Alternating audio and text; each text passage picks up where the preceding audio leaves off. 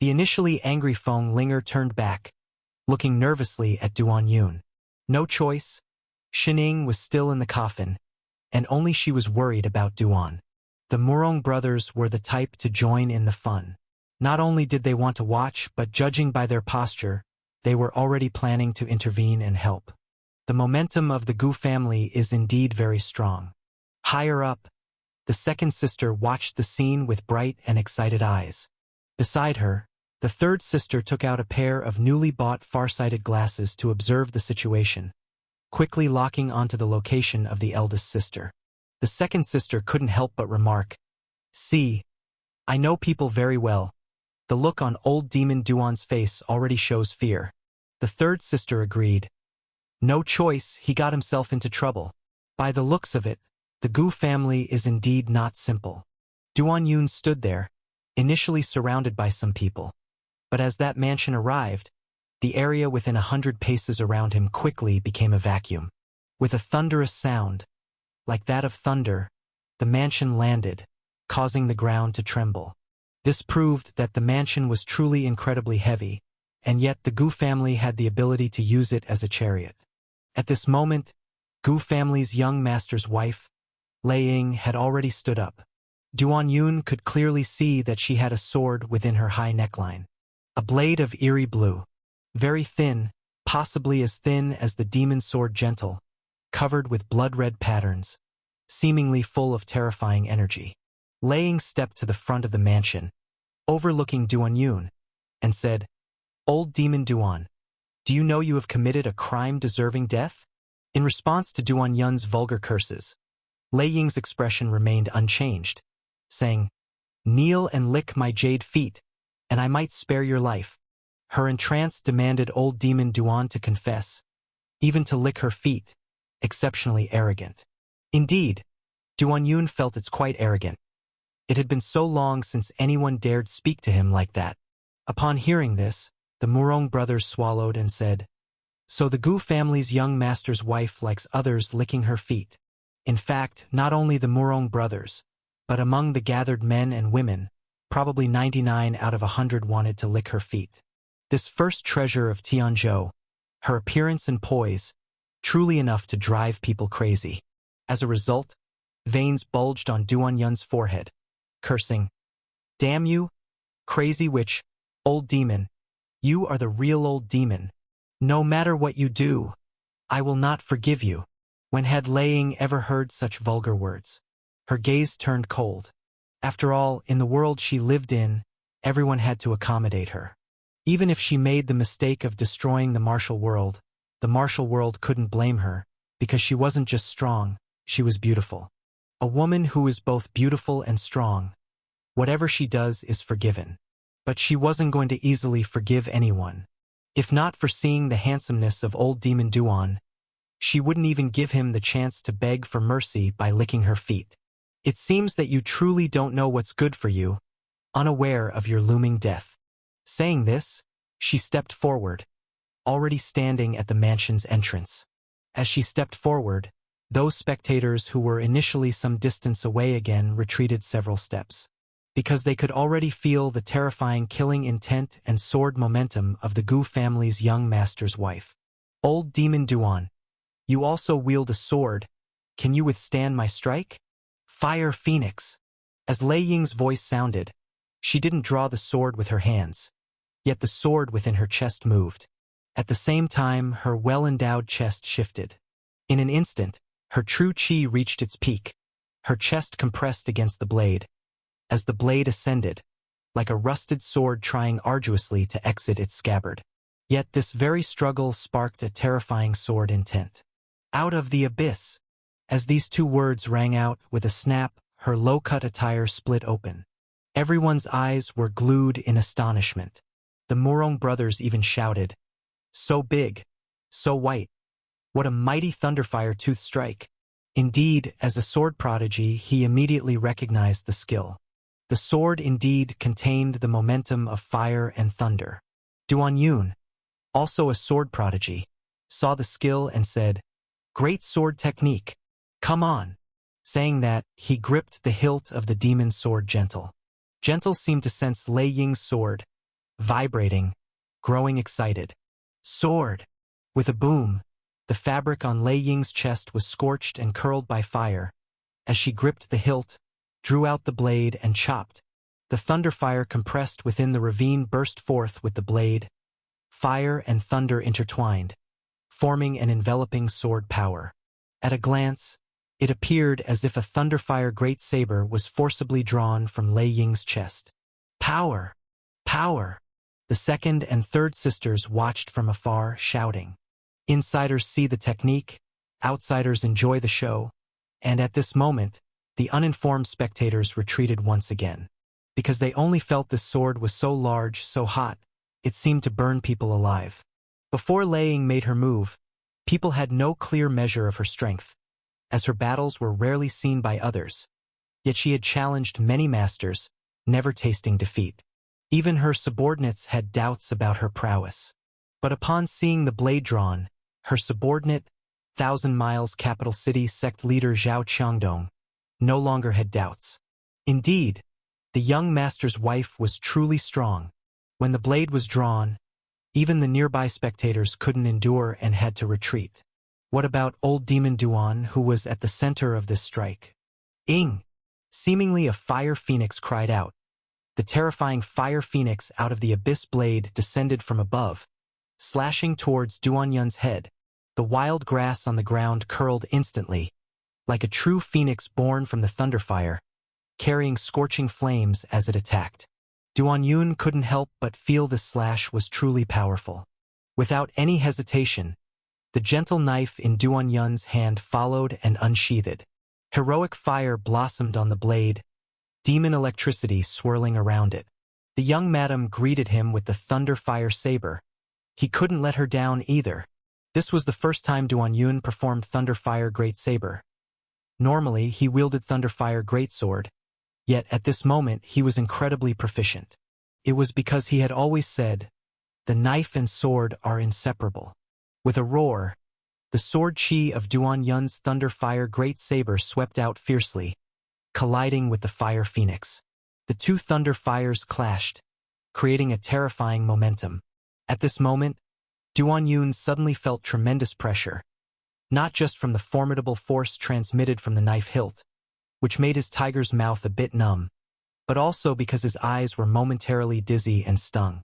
This wasn't caused by the sword chi or thunder fire, but by Gu family's young Madame Lei Ying herself, because at that moment, as the fire phoenix emerges from the abyss saber was struck out, her snowy white chest also shook violently. That violent shaking carried a strange rhythm, making one's eyes dizzy, while continuously attracting one's gaze. Duanyun even saw a blue pattern at the position of her chest. That peculiar pattern seemed to carry a mysterious power, accompanying the chest's shaking, causing one's vision to turn white.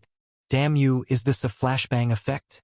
Duanyun kept his eyes wide open, even though they were dry. He didn't blink. Meanwhile, the true chi in his hands surged like the sea, entering the blade, stirring up even more terrifying sword chi. With a loud explosion, both parties' sword chi collided to the extreme, creating a huge wave of chi that made both step back. As soon as he steadied his steps, Duanyun leaped up, excitedly shouting, "Madam, your slash was very good. Next slash. Come on." Saying this, he lifted the gentle knife, with the heroic fire lotus on the blade blooming even more violently, aiming to deliver the next slash in midair. At this moment, Gu family's young Madame Lei Ying's face was filled with confusion and fear. What next slash? I only have this one. This was her most powerful slash. Throughout numerous instances. Once this knife was out, the outcome was decided, never an exception. Yes, she had never encountered a situation where after she struck out, the opponent hadn't yet conceded defeat. But this time she encountered it, hence she was dumbfounded. Come on! With a thunderous roar, Duanyun had already swung the next slash, dragging out a five-zhang sword chi burning like half a sun. But Lei Ying stood there, somewhat perplexed. With a rending sound, the front of Gu family's carriage was torn, and the ancient pine in the courtyard was directly ignited.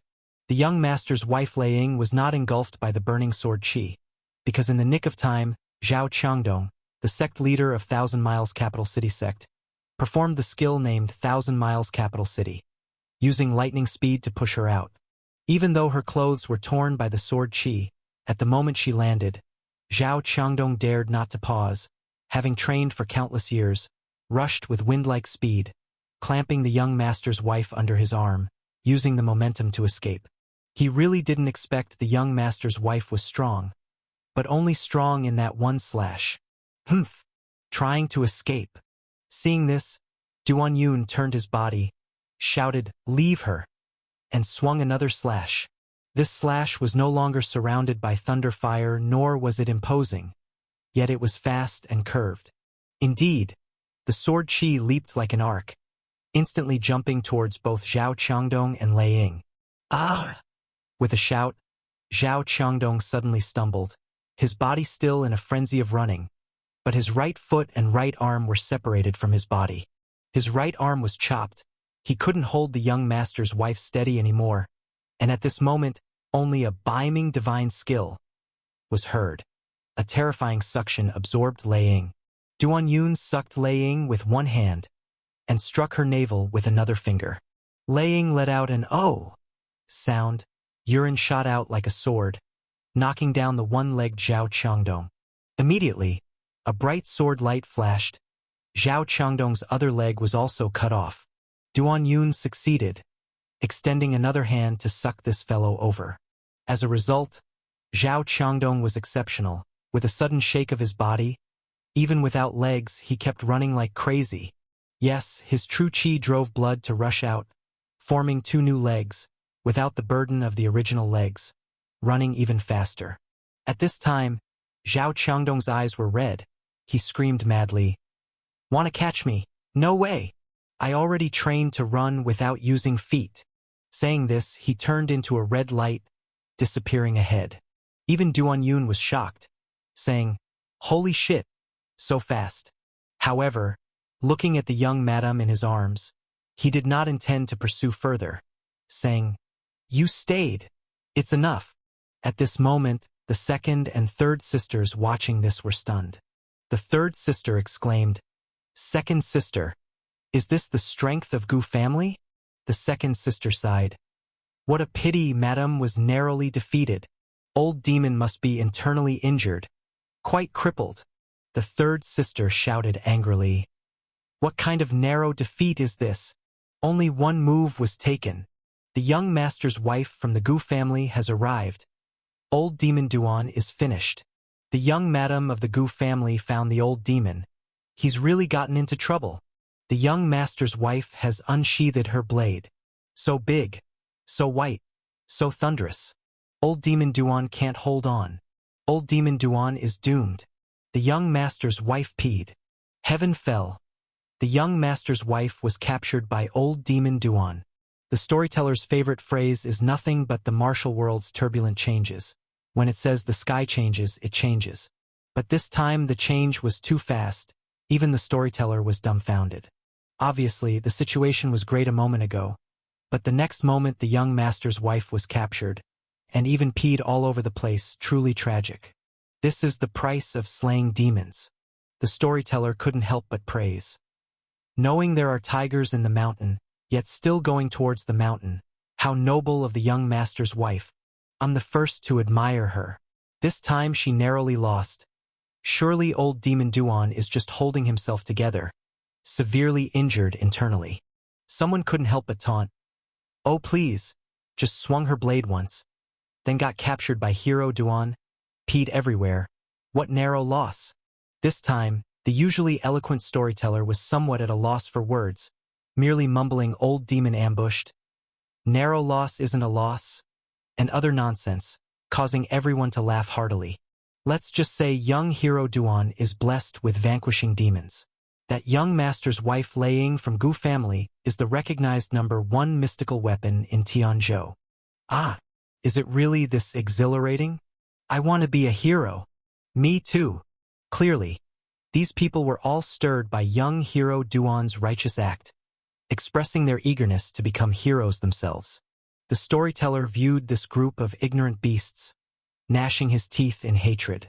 Only because of these 2 consecutive victories, old demon Duan's prestige in Wangchun City is increasingly strong, momentarily blinding this group of fools, gaining the support of these ignorant people. But this is all temporary. No one can be unbeaten forever. This support from the fools is no concern. They're just a disorderly crowd. At night, Duan Yun sat on the gold-encrusted toilet, not relieving himself. Instead, he was doing eye exercises. Finished massaging the bai shui, then starting to rotate and scrape the eye sockets. Only saying that young master's wife Lei Ying's blade is indeed sharp. The effect of dizziness was still ongoing. Surely involved mental attack. Duan Yun now closes his eyes. All he sees is that flickering scene. Is this the gold standard of the number 1 mystical weapon in Tianzhou? Now Duan Yun understood the so-called criteria for evaluating mystical weapons. The women themselves are the weapons, the higher-ranking ones. Their bodies themselves are the weapons, like the eye effects caused by young master's wife Lei Ying, which aren't something ordinary people could possess. This evaluation obviously objectifies women, yet it seems completely reasonable. Young master's wife Lei Ying truly counts as a deadly weapon. Now Duan Yun sits on the golden throne. Beside him the bluish mystical blade. Before him the submitted and kneeling young master's wife Lei Ying. Surely one could say all around him are his spoils. Glancing around, he appears like an emperor owning all under heaven. Murong brothers stared at the blade, saying, "I'm a bit tight lately. Need a good blade." Feng Linger chimed in, "Don't you have the Blood Shadow Mad blade?" Murong brothers explained, "Blood Shadow Mad blade is too rough for my elegant swordsman image." Saying so, Murong brothers flipped their hair, hugging the Blood Shadow Mad blade, posing in a Shiman Chueshua-like solitary manner. Then Ning Qing huffed angrily, "Brother Murong, don't think I don't know what you're thinking. You only want this blade because it's taken from this cheap woman. First tell me, dare you want this blade? I'm never done with you." Seeing Ning Qing angry, Murong brothers softened immediately, quickly saying, "I don't want it anymore. I don't want it anymore. I'm a proper swordsman. A proper swordsman wouldn't want this filthy blade." Duan Yun held the blade, surprisingly said, "So, I'm the improper one now?" Murong brothers replied sarcastically, "This blade is improper. It's stinky. I don't want it." At this moment, the kneeling young master's wife Lei Ying grit her teeth. "You're the stinky one. Your entire family is stinky. My blade is said by everyone under heaven to be fragrant. Delightfully fragrant." Though unable to defeat old demon Duan with all efforts and left kneeling on the ground, she still retained her pride. She, Lei Ying, is the world's most beautiful and strong woman. Whatever she does would be forgiven. Old demon Duan insulted her like this. She begrudgingly accepts, as the opponent's appearance wasn't bad. Where did this ugly guy come from, daring to say her blade has problems? Do you deserve it? Lei Ying was very angry, secretly fiercely declaring, "Wait till her husband emerges. Surely he will make him live worse than death." Oh! Lei Ying's inner monologue was abruptly interrupted, due to Duan Yun suddenly giving her a jolt of electric finger, shocking her to near death, until fainting. Facing this scene, Murong brothers dearly couldn't bear to watch. He was still too kind-hearted to such a beautiful girl. Even if she spits him in the face, he wouldn't bear to act rough. Duan Yun waved his hand, continued to do eye exercises twice, signaling little Een to take her away. Nonetheless, the reason suddenly electric gating Lei Ying was because just finishing eye exercises, upon seeing her face and chest, the white shimmering sensation returned, thus could only take action to bring her away. Little Een thought of her sisters, amidst an absent-minded state. This young master's wife came so fierce, her blade momentum was mighty, yet defeated so swiftly, truly unexpected for her. This undoubtedly disrupted their sisterly plan. Meanwhile, if the 2 sisters don't act smartly, they might fall into danger. She definitely didn't want all 3 sisters to become mounts for this mother-killing enemy. She would bear all the pain alone. Little Een? Little Een. Seeing Little Yin's absent-minded look, Duan Yun couldn't help but wave his hand. It was then that Little Een suddenly snapped back to reality and said, "What is it?" Duan Yun said, "I told you to take her away. Why do you look so out of it? Littleine realized and quickly explained. I was just thinking about the latrine pit not being fixed properly. Duan Yun nodded. Littleine quickly carried the young master's wife towards the cellar. But at this moment, Duan Yun suddenly said, Stop! Little Yin's body stiffened immediately, breaking out in a cold sweat. But fearing old demon Duan's discovery, she forced herself to calm down. No way, old demon Duan couldn't have found out about her two younger sisters. Could he? That's even more terrifying than King Yen standing behind her. Littleine forced herself to appear calm, turned her head, and asked, Anything else? Duan Yun said, Remember to keep her locked next to that leopard-patterned Aunt Shui. This way, as hostages, they can bond. Oh! Littleine carried the person to the cellar. As soon as she entered the cellar, she suddenly relaxed, and the cold sweat she had held in burst out completely. In fact, for a long time, Littleine wasn't afraid of Duan Yun anymore. She even started to enjoy being ordered around by him. After all, there's an old saying in the martial world, if you can't resist, then enjoy it. But now her mindset had changed because she was afraid that her sisters would suffer the same fate as she had. When old demon went out, if he rode all three sisters and their origins were embellished by a storyteller, wouldn't the Yellow Jade Island lineage lose face? Soon, Lady Lei Ying was locked in the cellar, becoming neighbors with the leopard-patterned Aunt Shui, Li Mafei's lover. They were all hostages of old demon Duan. Littleine couldn't help but feel puzzled, wondering why people from the Mo sect kept bringing their wives over. Wait, she seemed to have been brought over too. Her second and third sisters must not follow her path. One could only say that this time, the young master's wife from the Gu family had indeed delivered a great gift. Now, the house she had carried over had been moved beside Yuzhu Manor by the Jade Pearl heroes to serve as an annex. Ziyu looked at the courtyard with its burnt barren ancient pine and couldn't help but complain. Couldn't you use a lighter touch? Such an elegant courtyard, you destroyed more than half of it. Ziyu was a scholar and loved the layout of this house. Duan Yun retorted. How was I supposed to know the young master's wife only had one move, forcing me to go all out? I have to say, Lei Ying's first sword strike was quite something. Apart from the bewitching pattern that distracted the eyes, the sword technique was truly remarkable. He thought she was a worthy opponent, perhaps not on par with Ming Xing but at least comparable to the ugly hag of Thunder God and Mother, making for an exciting fight. But in the end, one could only say this woman made too grand an entrance, spoke too aggressively, demanding he kneel and fawn over her right from the start, leaving him no room to relax. Who could have known she had only this one move? The group from the Gu family came quickly and fled quickly, especially the one without legs. Even Duan Yun was quite taken aback by his speed. However, they had indeed been here, leaving behind a room full of wealth.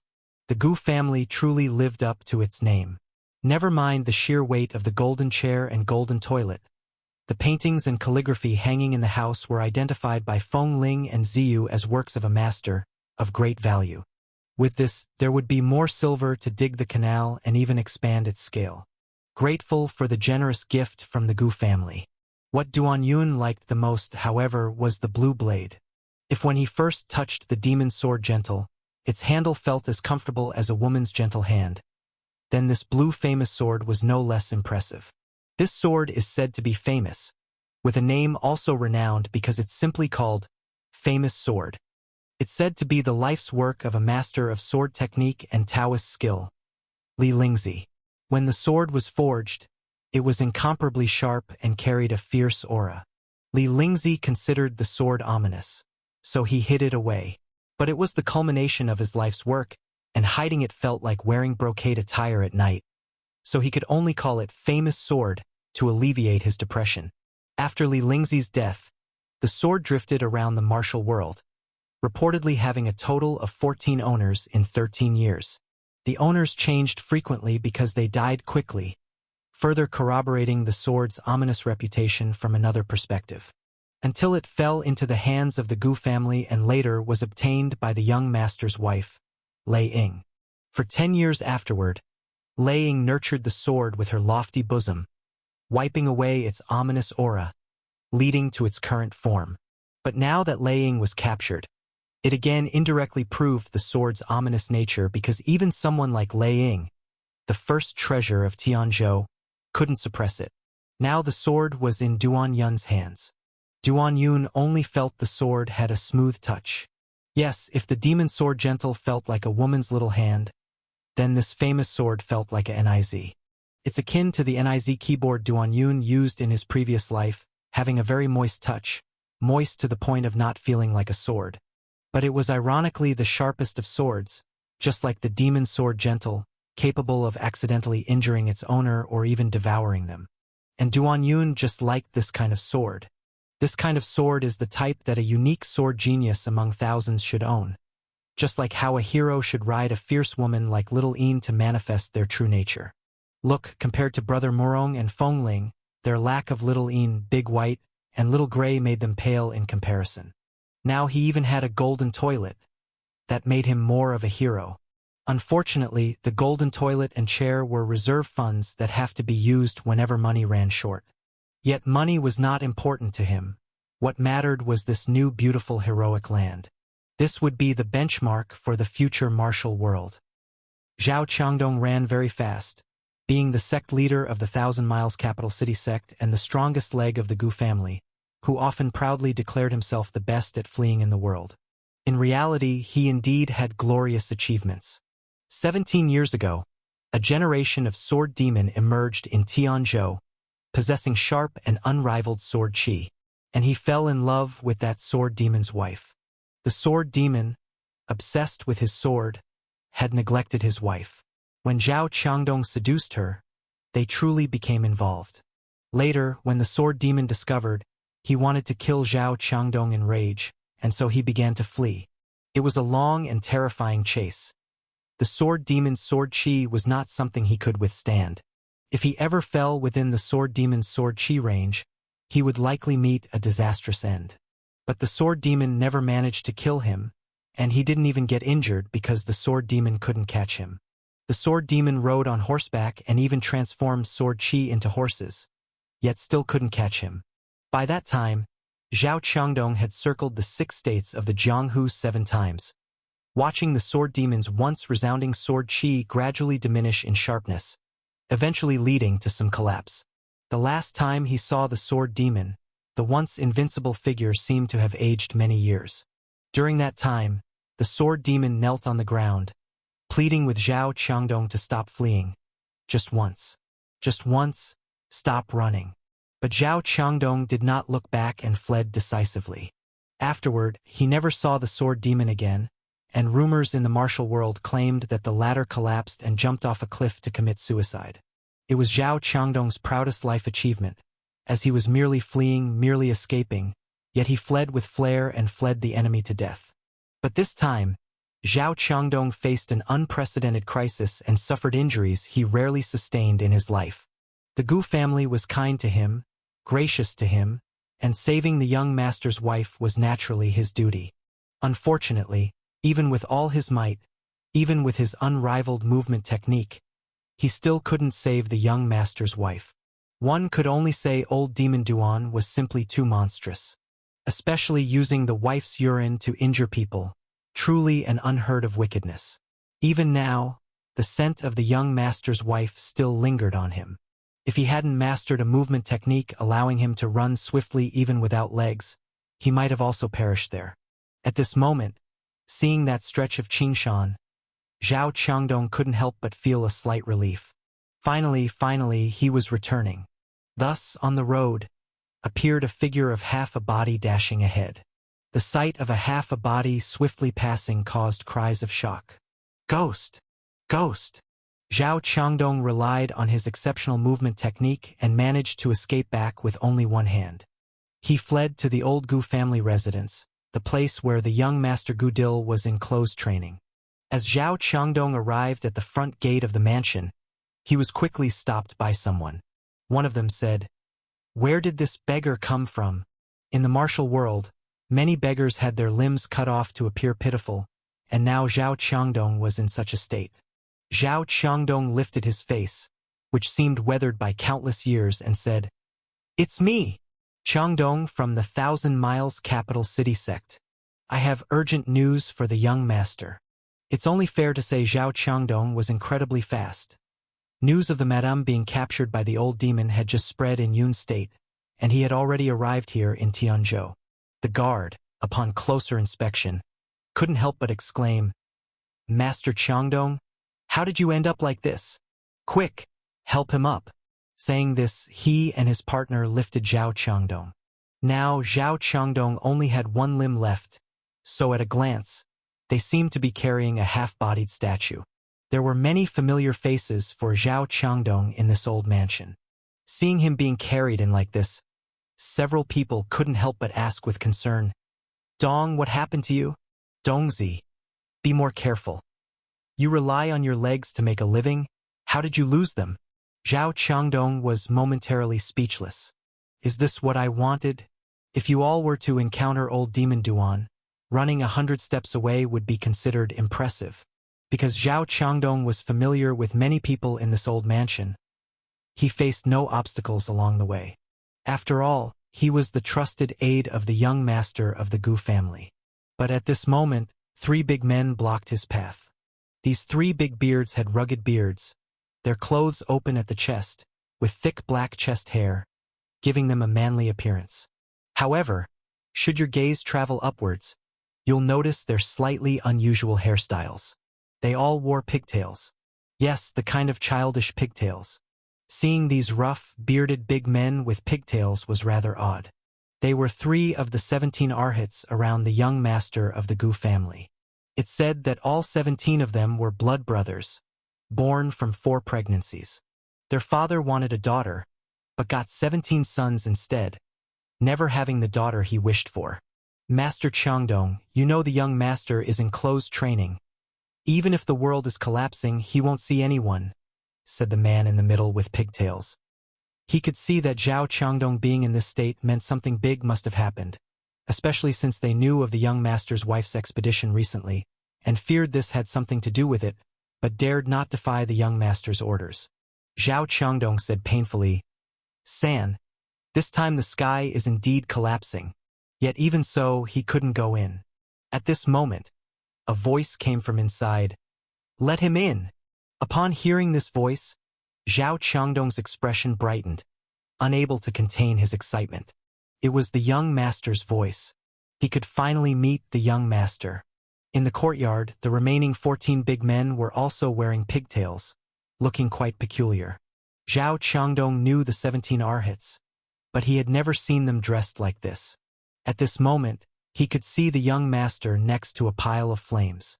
The young master Gu Dil sat there, his skin considerably dark, even somewhat rough, yet a glance would still find him quite handsome.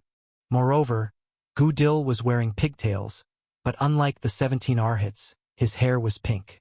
Thus, with his dark skin, he looked incredibly youthful, leaving Zhao Cheongdong momentarily stunned. He had never seen the young master like this. He couldn't help but feel the young master was different after the closed training. Masters in the martial world often underwent closed training, sometimes for years on end. Many imagined masters shutting themselves away in secret places, unseen by others, living as ascetic monks until their martial arts were accomplished. In truth, masters occasionally took breaks from seclusion. Like now, the young master Gu Dil was grilling barbecue. Zhao Cheongdong had good timing, arriving just as Gu Dil was taking a break. Since becoming the young master of the Gu family, Gu Dil had undergone 4 closed trainings. To be honest, he enjoyed closed training. He was quite introverted, or rather, he was always somewhat anxious around strangers. If described by Duan Yun, it would be somewhat socially anxious. This was one of the reasons he liked closed training. The somewhat socially anxious young master Gu Dil, when traveling, would often choose to clear the area to alleviate his social anxiety. The ways of clearing differed, one being to politely ask people to leave, whether it be roads or inns, only allowing him and his men, the other being less polite. That would be to kill everyone. Thus, with no strangers left, there would be no social anxiety. Gu Dil considered himself a merciful person, even if born with a fear of strangers. In total, the people he cleared and killed were only around 10,000.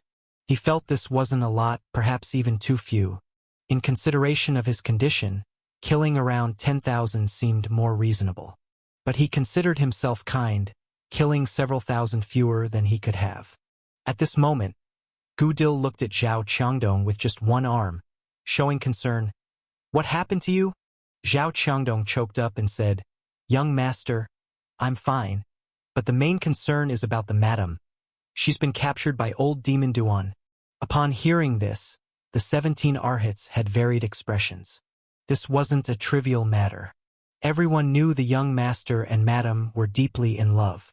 The young master's wife Lei Ying, being the top beauty of Tianzhou, whoever possesses her is deemed a mark of a true overlord.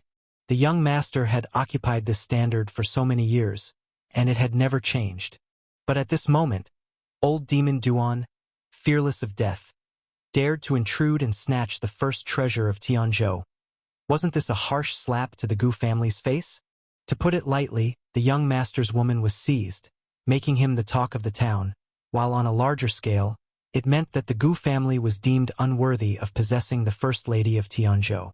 Gu Dil took a bite of roasted beef and said, "Qiangdong, do you know why I let you stay close to Madam?"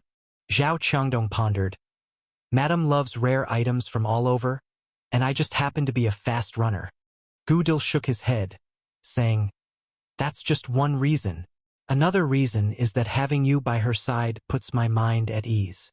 Zhao Qiangdong showed a confused expression. Gu Dil smirked charmingly and said, "You're face blind, can't tell beauty from ugliness, meaning you're unlikely to be tempted by Madam, the first treasure's daughter. Plus, I've long known that you're short endurance, a true weakling, so I'm even less worried. I've said so much to express my deep concerns for Madam, yet here you tell me she's been captured by a man. Young master, I've failed in my duties, but I've fought with all my might." At that moment, Zhao Qiangdong wanted to kneel, but without legs and being carried by 2 Arhats, he couldn't perform such a gesture. Gu Dil's expression softened, saying, "I can see your loyalty. I don't blame you. Madam's sword technique isn't weak. Tell me, how was she defeated?"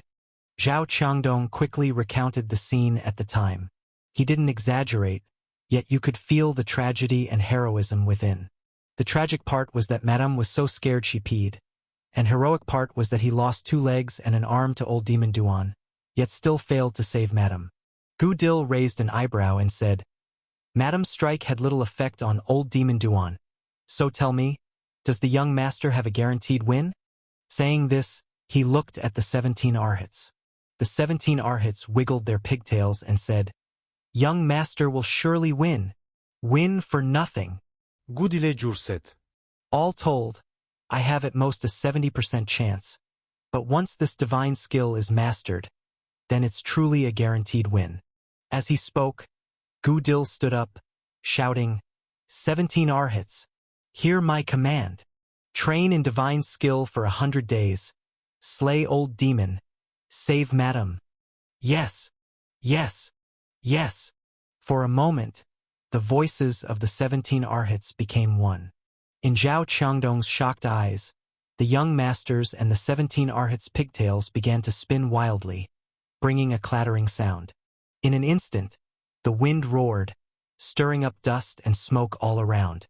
The next moment, with a sudden sound, the young master and the 17 Arhats formed an array and, with their wildly spinning pigtails, soared into the sky.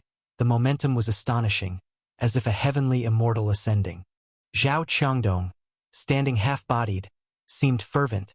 Flying God's skill. The young master's divine skill can truly make him soar.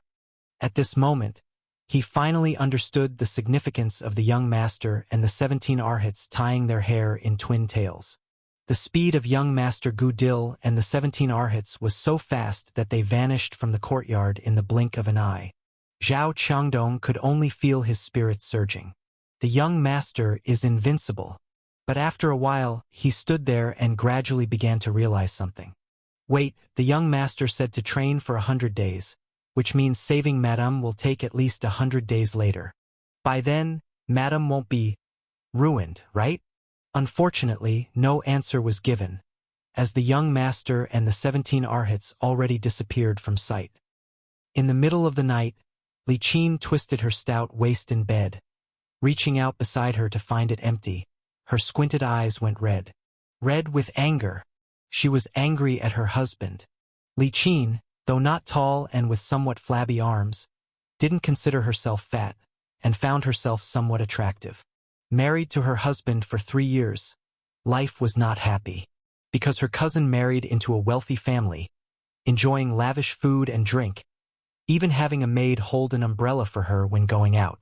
She thought she was no less than her cousin, but life differed greatly, so she took her anger out on her husband. She called him useless, incompetent, and told him to get sterilized. At that time, her husband obediently listened to her and went for sterilization, and for having such a useless husband, she committed what all women would, drank too much that day, and that bad man insisted, losing control several times, becoming pregnant. The husband naturally forgave her, but she became irritable due to the pregnancy. She scolded him again, calling him useless and a fool. But this time, unusually, he didn't take out his mother's last savings to please her but angrily left. How dare he be angry? Thinking of this, Li Qin clenched her teeth. Probably listened to some nonsense from that damn great hero sect. Lately, some heroes from the great hero sect came to town, declaring everywhere that men should be independent, not cowards. Many men who heard them went mad, saying that marriage disadvantaged men and women should pay full dowry, only then should men marry women, such reverse heavenly gang nonsense, and still won the support of many foolish men, saying they'll intervene if anyone goes against men's will. These foolish men, they deserve to be single for life. Hearing all this infuriated her. If not for carrying his child, she'd be inclined to go out and reprimand and scold these idiot men. Now the most annoying thing was that her once obedient husband dared to lose his temper and stay out all night. Upset, Li Qin got out of bed and ate 2 bowls of fried egg noodles. She had to cook the noodles herself. Life was really getting more annoying. She had decided that if that rascal came back without kneeling and producing his mother's savings to appease her, she'd divorce him. After eating her fill, Li Qin looked at her slightly plump but attractive face in the mirror, recalling the night he approached her. She didn't refuse, and her mood improved. That man was a rogue, yet compared to her own husband, his mischievousness was rather charming. Thinking that she was pregnant with his child further lifted her spirits. Just then, a sudden knock on the door echoed. Knocking so early in the morning. How annoying. She thought perhaps it was that foolish man returning. At the thought of the leftover money, she opened the door, belly protruding. But upon opening the door, several strangers were outside. "Is this Zhang Erli's house?" the man in the lead asked. Li Qin replied, "Yes, where is he?" The man looked at her and said, "How should I know? I just know he sold me the house, so you can leave now." "What?" Li Qin exclaimed, "Shuka." The man beside him waved his hand and flung a deed out. In an instant, Li Qin's blood rushed to her head. "Doing such a stupid thing. Let me see where you can run to." Saying this, she stormed out of the house. A couple of years ago, during an argument, she had kicked her mother-in-law out of the house. She knew where this old woman lived. As long as she's there, she could find this foolish man to settle scores. But when she arrived at the damp, dilapidated wooden shack, she found it empty too. After asking around, she learned her husband had taken his mother away overnight. As for where they went, no one knew. Li Qin walked the streets with her big belly, her fat face gradually wrinkling. She slowly realized one thing, that was her husband had run away with his mother. Not only did he run, but damn it, he also sold the house. She was pregnant, and although the child wasn't his own flesh and blood, it would still have to call him dad. He was just so heartless. Damn scoundrel, heartbreaker. Men are really terrible. Li Qin cursed at the top of her voice. Returning home, she found that some of her worthless belongings had been thrown out, and the door had been locked from the inside. No matter how she knocked, she couldn't open it. Li Qin touched her big belly, feeling a bit of panic. She decided to find the child's biological father. Though he was a rogue, he certainly had a heart. But after traversing half the city, Li Qin still couldn't find him. She never imagined she would suddenly end up homeless. Resentment toward foolish men filled her heart, yet she felt lost. She wanted to find a place to stay but found she had no money at all. Men are really terrible, Li Qin cursed again. At night, she nestled under a roof, cold and hungry. In a haze, she fell asleep, her plump nose snoring. She dreamed again and saw him. Mischievous, very cute. Their child was born too, also supposed to be very cute. But when she picked up the child, she was so frightened her hand went soft, and the child fell to the ground. It wasn't a child at all, it was clearly a lump of flesh, or rather a lump of iron. Just like flesh growing out of a lump of iron, barely recognizable as human features, very frightening. Atundarklab buomat, starling likinawaka. All around was pitch dark, her forehead sweating as she sighed. Thank goodness it's just a dream. But the next moment, she suddenly froze, because in front of her, there was a dark lump. It looked just like a lump of iron, yet like a lump of flesh, exactly as in the dream.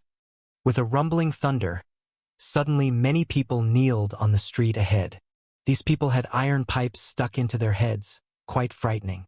Then, a voice sounded, "Become my star fury." Li Qin looked in terror and realized the voice came from that lump of iron. Finally, Dongzi came home. Why trust you, face blind, short time? Why can't you save well? Practiced hard for 100 days. Rescue madam. Double ponytails swirling. 100 days, madam went bad. Female fist saw a meteor iron. Iron grew flesh, new fury. Be my star fury. Li Qin, with an upturned nose, looked at that lump of iron with flesh and spoke, her heart filled with fear. For a moment, she felt like she was still in a nightmare. But no matter what, she couldn't wake up. She wasn't a casual person and wouldn't easily become someone's star fury. After all, her husband couldn't touch her twice a year, unless the man was either wealthy or charming, like the biological father of her child. But now, the one asking her to be a star fury was this piece of flesh, or a piece of iron. She had never even heard of such a thing, finding that the monsters and ghosts rumored about were not as bizarre as this. Yet she didn't move, because at this moment she was both scared and tired and hungry, and this lump of fleshy iron not only could talk but also emitted a rich fragrance. Although she had some fat on her waist and her face was a bit large, she would truly feel anxious if she didn't eat for one meal. Now this fleshy iron was emitting a strong fragrance, tempting her to eat it. Be my star fury. The thing continued to tempt. Li Qin swallowed hard. Her plump body instinctively felt a bit scared, wanting to retreat. If you become my star fury, not only will you have wealth and glory, but you can also make your cousin's family live a fate worse than death. As soon as this was said, Li Qin's retreating steps stopped. Honestly, the thing she hated most in her life was that her cousin married well.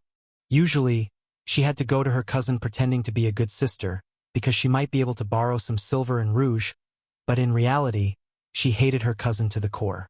Her cousin wasn't much prettier than her, so why did she live such a good life? Every time she looked in the mirror, Li Qin could only blame the men, blame her own useless husband, and blame the wealthy man who married her cousin for being blind enough to marry someone like her cousin. So at this moment, hearing this from the piece of fleshy iron, she couldn't control herself and said, "Really? Of course it's true. If you become my star fury, not just here, you will rule the entire world."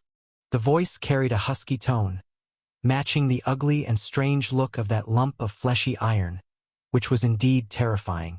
Yet the thought of her cousin and her own life tempted Li Qin. She squatted down, picked up the piece of fleshy iron. Until now, with the light of the night sky, she could finally see what this thing looked like. It was like a piece of iron within which flesh had grown, and this flesh vaguely formed the features of a human face. It looked heavy, but it felt very light in her hands, probably not even as heavy as such a lump of cotton. It was ugly, yet it emitted a strong fragrance. Thinking of her own miserable encounters, the bad men, and her cousin's lifestyle, irritated her.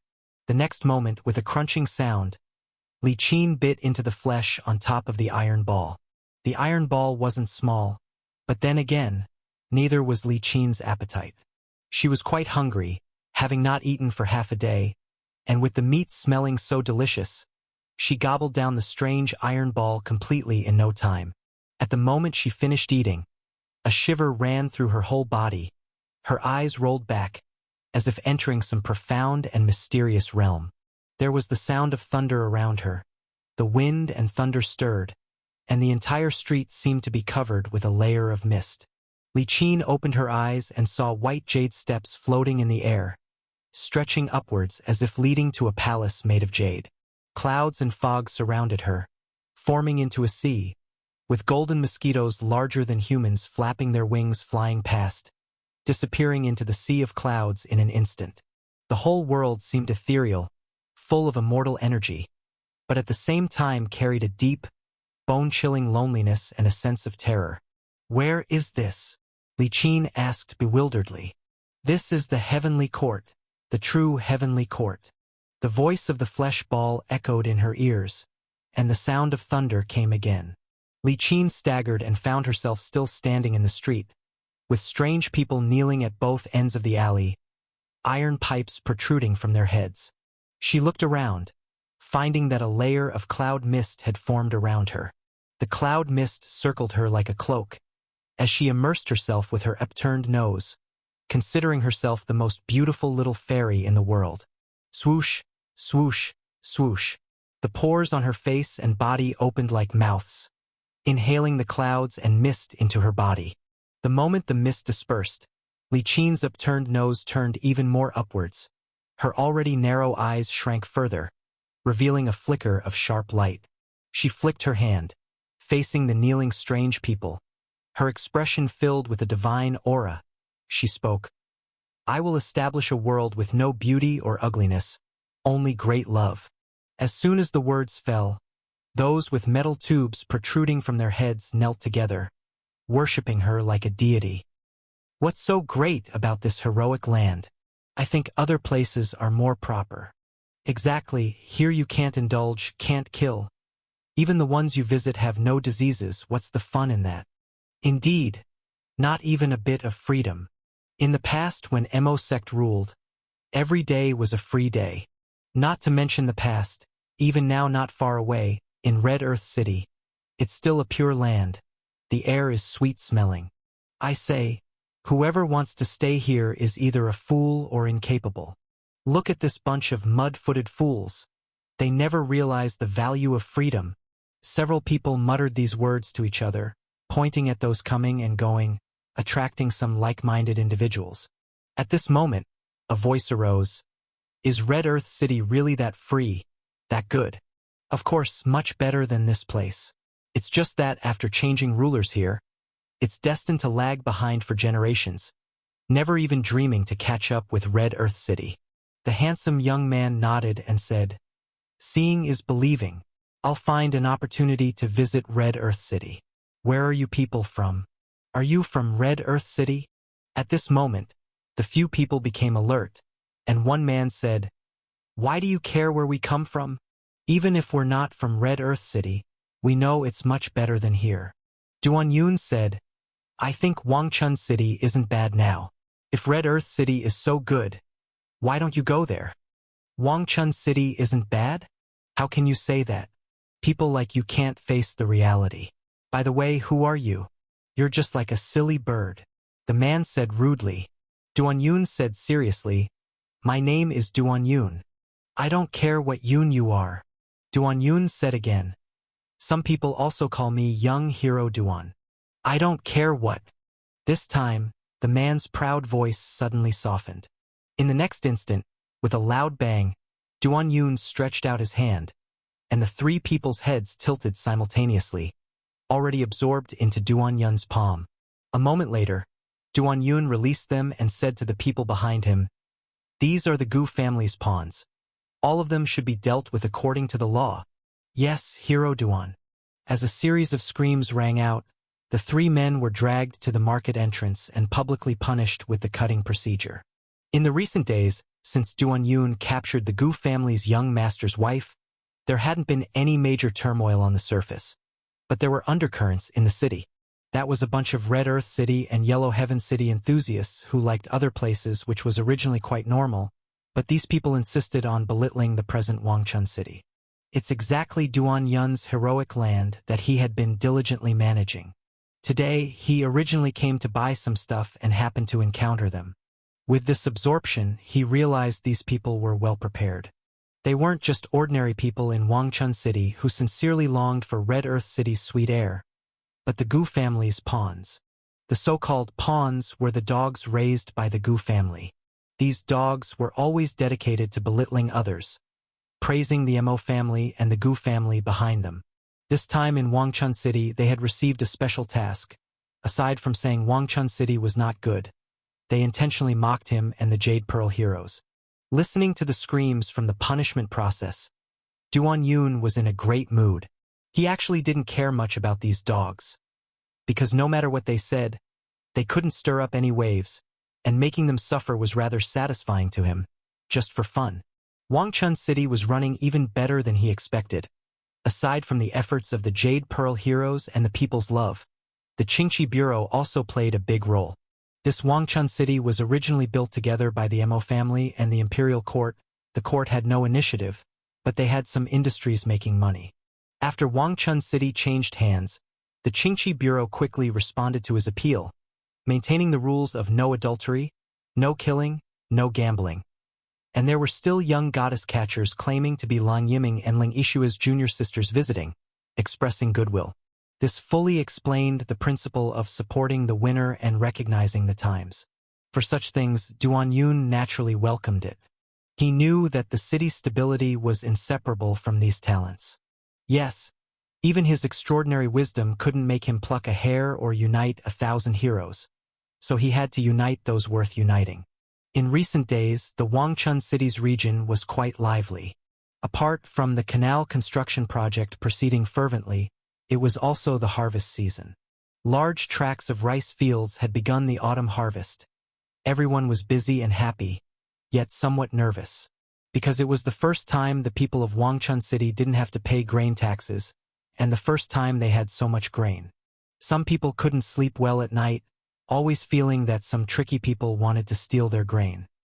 This afternoon, the Jade Pearl heroes were joyful and jubilant, because according to Ziyu's plan, the initial planning of the canal was completed. This meant the river near Yushir town could now be diverted and utilized. Thus, this final section, which was connecting the large lake and river, would be personally broken through by young hero Duan, completing the diversion, similar to a ribbon-cutting ceremony for a business. This was the result of the first major construction project on heroic land, and Duan Yun was naturally very happy. He looked at the soil layer between the river and lake, drawing out a famous sword with excellent texture. In the next instant, under everyone's gaze, Duan Yun's hair fluttered, true qi swirling all over him, and he sliced down with one strike. Boom! With a slash like thunder, the formidable sword qi broke open the final layer of mud. Rumble. Afterward, the water from the lake flowed through the canal, and for a moment, cheers echoed through the sky. Today was undoubtedly joyful, whether they were martial artists digging the griddle, odd-job workers, or old men from the Mo sect who liked to research, or the nearby villagers. They were more cheerful than during New Year. Or rather, quite a few people here were happier every day now than during New Year. Because just the fact of not having to pay grain taxes, no protection fee, was something they dared not imagine before. Now with this heroic river having completed the first step of excavation, it said there's no need to worry about floods and droughts in the future. And who knows how beautiful life might become. Of course, the happiest was naturally Ziyu. She hadn't expected her ideas to become reality. For a moment, she felt Duan Yun was the best man in the world. That phrase, I, Duan Yun, invest in this project, was the sweetest sound in the world, better than all the beautiful love words in the world. While everyone was eating and drinking in Yushir town, celebrating at the banquet, Ziyu was not idle at all. She followed the river, treading the waves, quite happy. She wanted to walk to the end of the river to start the next step. This is the joy of construction. In the afternoon, Duan-yun ate well and fell asleep. He slept soundly, and somewhat drowsily he had a dream. In the dream, he seemed to come to a body of water. In the water was a human-shaped stone sculpture. The sculpture was wrapped in water weeds, because it was carved very delicately. It looked just like a drowned corpse. Duan-yun swam over, discovering it was indeed a stone sculpture, and it was of an elegantly dressed woman, much like the court musicians. Just then, the stone sculpture's eyeball suddenly turned, and it spoke. "Stop!"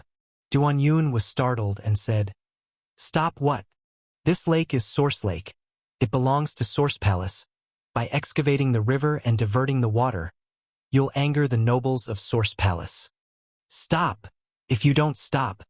At this point, the stone sculpture gave a sinister smile. Duan-yun suddenly felt the surrounding darken. He turned his head and saw a carp floating above. Yes, a carp, not a fish, because this carp was unimaginably large. It was like a mountain. The top of the carp's head was adorned with a bright red crest, looking like it's wearing a groom's red hat, or like the comb on a rooster's head, appearing particularly strange. This carp looked at him. Its even larger fish head than a truck was gently swaying, revealing a smile. Yes, the fish smiled, a particularly sinister smile, almost human-like. After that, Duan-yun woke up. He squinted, looking at the dark clouds overhead, couldn't help but shake his head, saying, "This daydream is really weird. What's Source Palace, Source Lake? This is heroic land. Everything is named hero." Then he complained, really dreaming about things when thinking about them. He had been very attentive to the river issue lately, often going as a supervisor, and ended up dreaming about related matters. Duan-yun asked little Ian to make him a cup of tea, slowly sipping it. Just after drinking the tea halfway, the steward Fangao hurried over and said, "There's an issue at the canal." Duan-yun's heart skipped a beat. He quickly took his sword and went over, seeing Ziyu standing by the river, looking anxious. Those who should have been digging the river, whether the martial artists or odd-job workers, were all standing far away now, looking terrified, as if they had encountered something dreadful. Duan-yun quickly got to Ziyu's side and asked, "What's wrong?" Ziyu said, "A dream." Duan-yun said in surprise, "A dream? The engineering of this river, besides strictly adhering to a 2-hour work schedule, Duan-yun enforced a half-hour lunch break during physically demanding phases, with the lunch break still counting towards wages. Today happened to be a particularly intense stone-breaking phase, so the group took their usual nap at the riverside camp. A group of strong men, some were snuggled together, sleeping soundly. But as they slept, they nearly all woke up. Normally, during nap time, everyone wakes up at different times, making this seem a bit strange to everyone.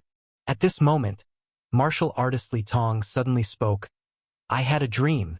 A nearby companion followed up, "I also had a dream. I dreamt of a fish."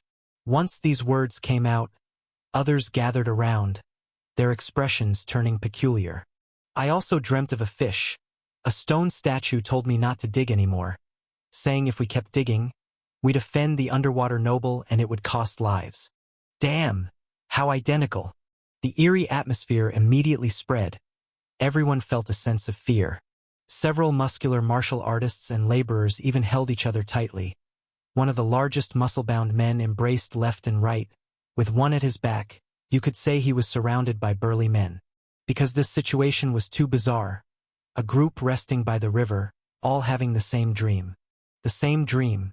After all, in this ancient world, martial artists outlast cattle in strength, and are stronger than tigers, but still fear ghosts and spirits.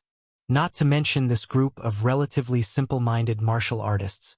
Even Ziyu's face turned pale. Because she also had the same dream, never having encountered such a thing before. Or rather, she'd write strange tales of ghosts in books, but this was the first time truly encountering something so strange. So she had Duan-yun called over. As if with Duan-yun here, things would be much calmer, even when facing ghostly matters. Because this person had a certain spirit, a spirit of chaos. Of course, Morong brothers could also lighten the terrifying atmosphere, because he was somewhat comical. A person as laughable as a clown can always adjust people's moods. Duan Yun, upon hearing what they said, immediately determined that this wasn't an accident. If there weren't some strange occurrences, it was impossible for so many people to have the same dream. However, young hero Duan wasn't flustered, not just because he was filled with righteous heroic spirit, but also because he had encountered strange events before. Previously, he had met something in dreams that wanted to harm him. Then, a local martial artist couldn't help but say fearfully, "My grandma said there are ghosts here. The people in our village all know. There's a man-eating fish spirit in this lake. We've encountered ghosts." Upon hearing this, a group of brawny men hugged even tighter. At this moment, someone said, "Where did Wang Matzi go?" "Yeah, where did Wang Matzi go? That man loves worrying about nothing.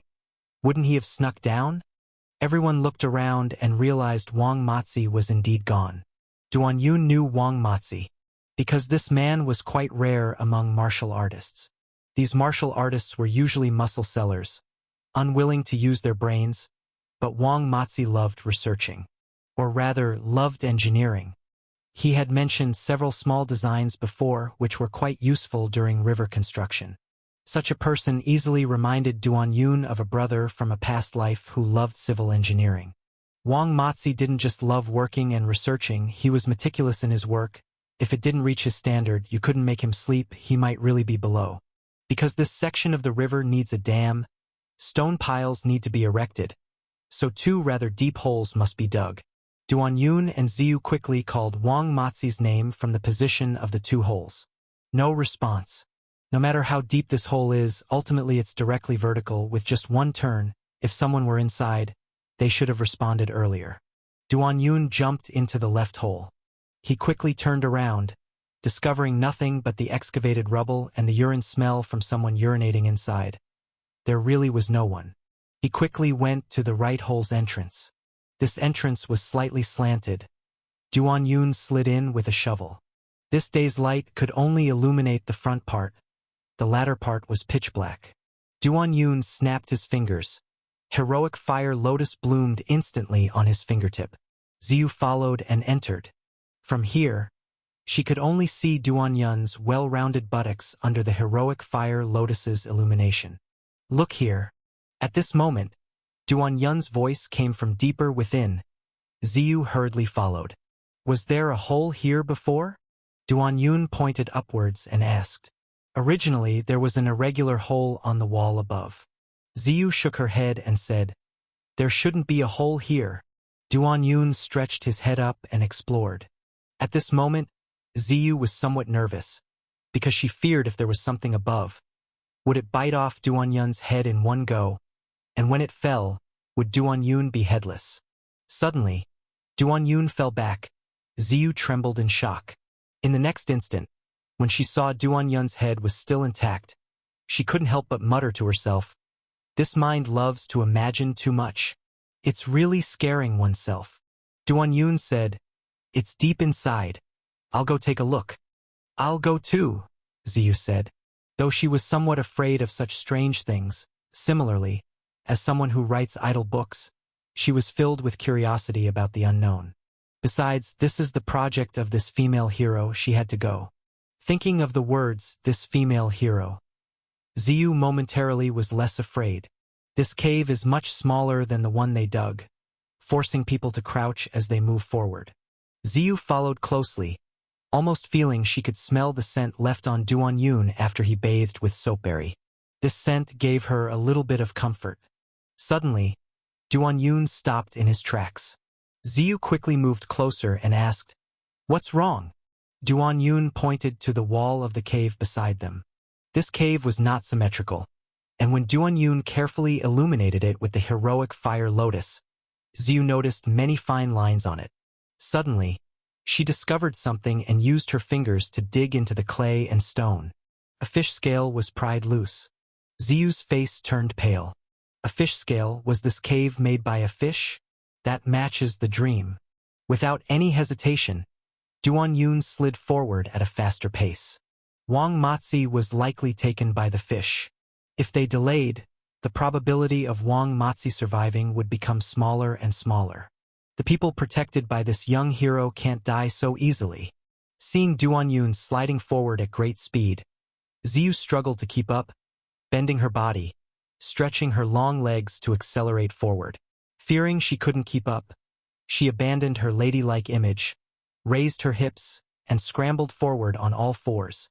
The cave initially was level, then started to slope downward. Ziyu feared falling behind, thus accelerated to follow Duanyun, yet the distance between them widened. In the next moment, what Ziyu feared happened. Duanyun was sliding forward, his fingers still aflame, but suddenly, the fire vanished. Everything ahead turned dark. She didn't bring any source of light, so she braced herself and pursued blindly. Then she heard a splashing sound and felt a chill. She finally understood why Duanyun's fire went out, because this place was underwater. She had plunged straight into the water. The water wasn't completely dark. There was a faint glow. Vaguely, she could see plant life growing below, looking like waving hands. Where was Duanyun? After choking on some water, Ziyu instinctively began the breathing technique. For someone trained in the breathing techniques of the martial world, drowning was unlikely. Ziyu looked around in the water and vaguely saw a figure ahead. Duanyun was waiting for her. Ziyu hurriedly swam over, and just then, the figure ahead moved forward too. She was almost certain. It was Duanyun waiting for her. Ziyu didn't swim slowly, but Duanyun was faster, consistently keeping a distance from her. The surrounding water had a ghostly azure hue, with aquatic plants below, adding an eerie feel. Ziyu couldn't help rubbing her eyes, suddenly having a rather frightening thought. What if that's not really Duanyun up ahead? Ziyu quickly shook her head, telling herself, "Don't scare yourself again. If it's not Duanyun, could it be a ghost?" Yet once this thought emerged, it became even more terrifying. Because from that mysterious recurring dream, this was always a ghostly matter. By this time, Ziyu increasingly doubted that the figure ahead was Duanyun. She looked around fearfully and realized she had lost her sense of direction in the water. She hesitated whether to continue forward, thus slowing her pace. As she slowed down, the shadow ahead also slowed down. At this moment, she could vaguely see that figure beckoning to her. Is that Duanyun? Ziyu, having rushed down from working on river excavation, didn't bring her sword, lacking a sense of security. She decided to get a little closer for a clearer look. So Ziyu swam a short distance forward and then stopped, because she felt it wasn't Duanyun.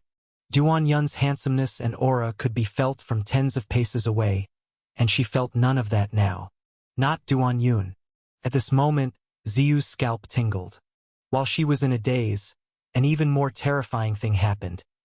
Even though she didn't approach, that thing was swimming towards her. Ziyu dared not hesitate any longer. She turned to flee. Upon turning back, she saw that creature swimming even faster, getting closer and closer. "Green Jade, come out quick. It's up to you now." Ziyu didn't want to face such a frightening situation and thus called on her sister Green Jade to take her place. But it wasn't night yet, so Green Jade did not respond to her. Gurgling. When Ziyu wanted to forcibly awaken Green Jade, using the moon-shielding light-shaming sword, she discovered that she was nearly out of breath. She expelled a series of bubbles and swam upward. With a splash, Ziyu surfaced, gasping for air. As she caught her breath, she quickly looked underwater, fearing that the ghostly figure had already closed in. Upon surfacing, the underwater scene became significantly blurrier.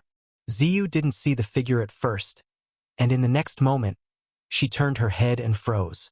A pitch-black head bobbed on the water, appearing to be only a head, and locked eyes with her. It was only then that Ziyu let out a scream. At the same time, that head lurched forward, seemingly approaching her. "Mother!" Ziyu was so frightened that her energy was nearly expelled. Panic flooded her as she flailed her arms, realizing she couldn't swim properly. With the head mere inches away, its face still wore a half-human, half-mocking grin, Ziyu felt her soul nearly scatter. Just then, a shout of "Take this!" resounded. A leg burst out of the water and struck the black head. In that instant, Ziyu's eyes lit up, so overjoyed she nearly cheered, because she recognized that leg. The leg, well-muscled and perfectly streamlined. Duan Yun's leg, the head, originally terrifying beyond compare, was kicked and deformed, instantly flying away like a cannonball. Duan Yun erupted from the water with a splash and said to Ziyu, "What are you standing there for? Chase." Ziyu was a bit confused, thinking, "Chase? Chase what? Chase a ghost? Who in their right mind chases a ghost?" Indeed, even in the martial arts world, encountering a ghost typically left one to choose retreat or escape, rarely pursuit. Such matters were terrifying to anyone. The unknown was the source of terror. Yet at this moment, Duan Yun performed the butterfly stroke, truly going after the ghost. Ziyu snapped out of it, hurriedly performing the butterfly stroke to follow. It fled, he pursued, and she followed. No escape was possible. Turns out even ghosts fear wicked men. After being kicked by Duan Yun, the ghostly figure madly dashed into the water. Humph! Trying to run. Duan Yun's speed was incredibly swift as he charged into the water. A toe strength unleashed a series of bullet-like water streams. The shadow ahead noticeably shuddered, as if it soiled itself or didn't. But with that shudder, it clearly slowed. As Duan Yun lunged, his feet spread wide, launching a heart-to-heart clasp, clamping the shadow's neck like a giant pair of scissors. The shadow's trembling body suddenly froze, entirely clamped dead. After, Duan Yun stopped the heart-to-heart clasp, maneuvering himself to lift the creature out of the water. With a splash, Ziyu surfaced again to see Duan Yun lock the strange creature with his legs. Only then did she thoroughly understand what it was. It was the sculpture that spoke in dreams. The dream's evil being suddenly appeared in reality, instinctively frightening Ziyu. Yet in that moment, with a thud, Duan Yun raised an elbow strike, smashing the black head until smoke rose. "Speak! Where's the human? Speak! Speak! I said speak!" During this, a few more terrifying elbow blows nearly cracked open the head.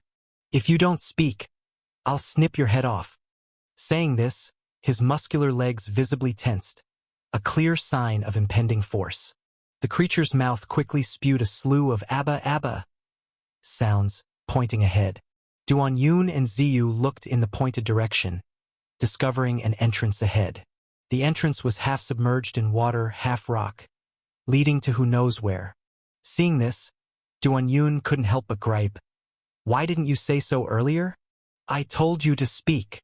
Speak! Abba, Abba, Abba." Clearly terrified, the creature's mouth quickly spilled these sounds. "Why didn't you speak? Are you mute?"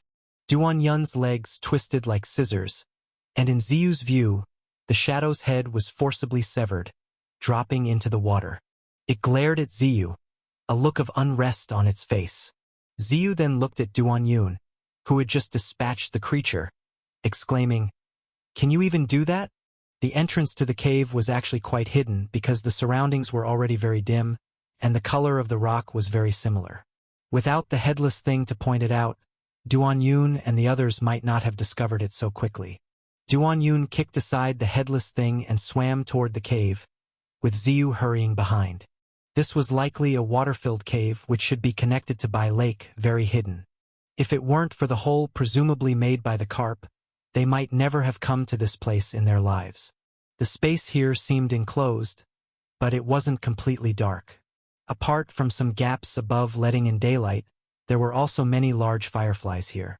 These insects gathered together densely, preventing the environment from being pitch black, but making it even more eerie.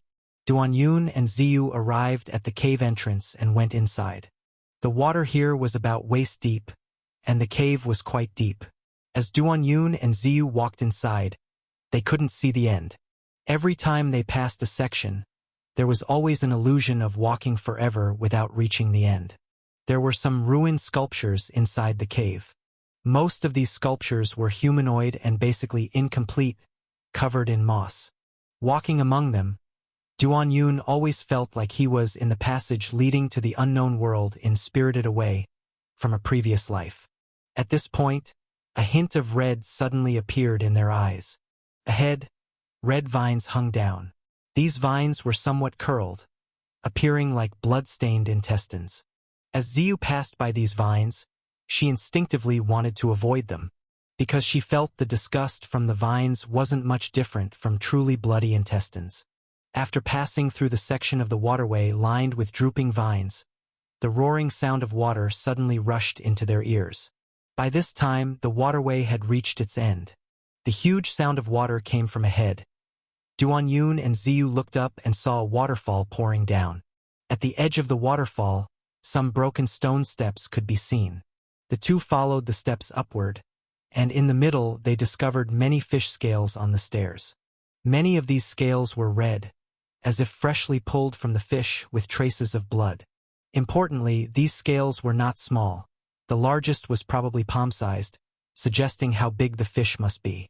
Suddenly, Ziyu leaned toward Duan Yun, saying, "There's something in the water." The waterfall was quite high, with significant noise, yet Ziyu still noticed something in the water. Duan Yun looked in the direction she indicated. Pop! Pop! Suddenly, two carp emerged from the waterfall. They were large, at least over a meter long. Anyway, Duan Yun had never seen carp this big. Their scales were equally bright, as if stained with blood. At this moment, what these two big carp did was also very strange. They were swimming upstream, as if wanting to leap through the dragon gate heading up the waterfall. Yet the waterfall was high, with a strong flow making it hard to go up. But these two big carp were indeed incredibly strong, rising and falling, leaping frequently within the waterfall. With a slap, a fish scale flew out. It was brought out by the carp colliding with the rocks under the waterfall. The carp seemed to feel no pain, continuing to leap upward with high frequency. Meanwhile, Ziyu and Duan Yun watched these carp, feeling like they were being watched by the fish as well. Duan Yun reacted, saying, "Wang Matzi was probably taken away by their comrades. Follow them. Even if these two carp are not the culprits, they are accomplices. When we find them, we'll wipe out their families." Speaking, Duan Yun executed a movement technique and leaped upward. Ziyu exclaimed in surprise, "Why did he suddenly ignite like this? Hey, calm down in a place like this." As Ziyu reached the top of the waterfall, Duan Yun stood on a wooden bridge, looking ahead. She looked forward and was dumbfounded. Above the waterfall was a lake, surrounded by various buildings, pavilions and towers, long corridors over water, creating the scene of a grand palace and courtyard. Especially the 9-story palace embedded in the mountain on the opposite side of the lake seemed like a giant creature in the mountain, staring at you. This deep palace and courtyard was supposed to be beautiful, as evidenced by its considerable size and meticulous construction. However, at this moment, as Duan Yun and Ziyu looked at it, they felt gloom and terror, because it had evidently endured a long period of time, becoming dilapidated, such as the wooden bridge beneath Duan Yun's feet. Its planks mostly washed away, submerged in the water. Those buildings initially crafted with care were now covered in moss, looking like a giant ancient corpse covered in damp moss, filled with gloom and decay. This gloomy atmosphere was even more noticeable against its original beauty. Who would have thought that this place really had such a tower and palace? Source Palace. This is the Source Palace mentioned in a dream. The noble person in the palace issued punishment, so they took away Wang Matzi as a warning to us. Ziyu murmured. Duan Yun looked ahead, his expression cold, and said, "Warning? Is its mind messed up? Warning me like this? Let's find Wang Matzi first." As Ziyu was still bewildered about where to start searching, Duan Yun suddenly jumped into the water with a splash. Down in the water again. Ziyu dared not be negligent, and followed him down. When she was in this lake water, Ziyu truly felt the chill. The water was colder than below, and it was indeed deeper. Its surface glistened green, yet inside it was as black as ink, making one feel as if standing on the brink of an abyss. Ziyu remembered what the sculpture in her dream had said about the source water. If this were the source of that great lake, just how deep must it be to supply so much water? The direction in which Duan-yun was swimming was precisely where the carp had been moments ago. These large carps seemingly had intelligence. He had decided that if there were no clues later, he would interrogate the big carps. This lake was exceptionally deep, unfathomably so, yet not particularly vast. Duan-yun and Ziyu quickly swam through it, arriving near the 9-story palace on the opposite shore. Duan-yun did not come ashore but suddenly dived into the water. Ahead, 2 large carps were swimming downward while kissing each other. Duan-yun decided that even if he needed to interrogate carps, this couple would clearly be a better choice. The 2 carps seemingly noticed the presence of Duan-yun and Ziyu. They showed a strange look in their eyes. Fish usually don't have expressions, which is why dead fish eyes are used to describe people with lifeless eyes. But at this moment, these 2 carps actually had expressions. They looked at Duan-yun and Ziyu as if mocking. "What are you looking at? Don't you have your own mouths to kiss?" In the next moment, the 2 carps, seemingly uncomfortable being watched while kissing, accelerated into the water. Duan-yun and Ziyu, like hooligans enjoying a show, quickened their pace to follow. Ahead, a slope paved with square bricks was faintly visible, indicating they were nearing the shore. Yet the 2 carps were so engrossed in their kissing that they seemed unaware of the diminishing water ahead and shot out with a splash. Duan-yun and Ziyu followed suit. Along the way, they looked at each other. Ziyu suddenly felt her face flush and her heart race. It was because while watching these 2 carps kiss, the carps seemed to exude a sinister magic, giving both of them the urge to imitate. Imitate the carps kissing. Of course, this urge only lasted a moment, as they had already emerged from the water by then. Afterward, they both showed expressions of surprise. The carps had burst from the water, originally assumed to be accidental, but now it seemed intentional. Because above the waterway was a not-so-small room, containing at least a dozen similarly sized carps. They were paired 2 by 2, all kissing. No, some carps were actually 3 together, kissing left and right. Good heavens! Did you come ashore just for this? One must say that strange magic inherent to these carps reappeared, and as Duan-yun and Ziyu looked at them, they looked at each other again. Indeed, seeing so many strange large carps kissing, they too had the urge to do so. In the next moment, the carps again gave looks as if saying, "Looking again? Go kiss yourselves." This look was a mix of disdain and encouragement. In the next moment, Ziyu suddenly stood on tiptoe and kissed Duan-yun in this eerie secret chamber. Ziyu seemingly failed the test, but Duan-yun did not reject her. While responding to Ziyu, he looked at those carps as if to say, "I, young hero Duan, always act uprightly and refuse to follow your improper ways." Yes, for the carp kissed, and so did he and Ziyu. Ziyu's lips were cool, quite pleasant, though it had the mark of following a trend. So in the next moment, Duan-yun struck with his palm. A terrifying force surged out, instantly smashing half of the carps against the wall, causing a resounding boom. In an instant, scales shattered, and blood splattered. The large carps nearly turned into dried fish. Indeed, as long as all of you are killed, there'd be no issue of following trends or improper ways. The remaining large carps seemingly sensed danger, continuing to kiss while trying to squirm away. But sentimental carps met a ruthless person, as old demon Duan struck with both palms, flattening the remaining large carps. Among them, for carps died with their mouths still touching, fully embodying what it means to love to the death. With the carps dead, Ziyu awoke as if from a dream and quickly released her lips. Her cheeks flushed. She looked at Duan-yun, incoherently saying, I didn't. I was tempted." "No, I'm not saying you tempted me, but I tempted you. No, that's not it." Duan-yun chuckled and said, "Relax.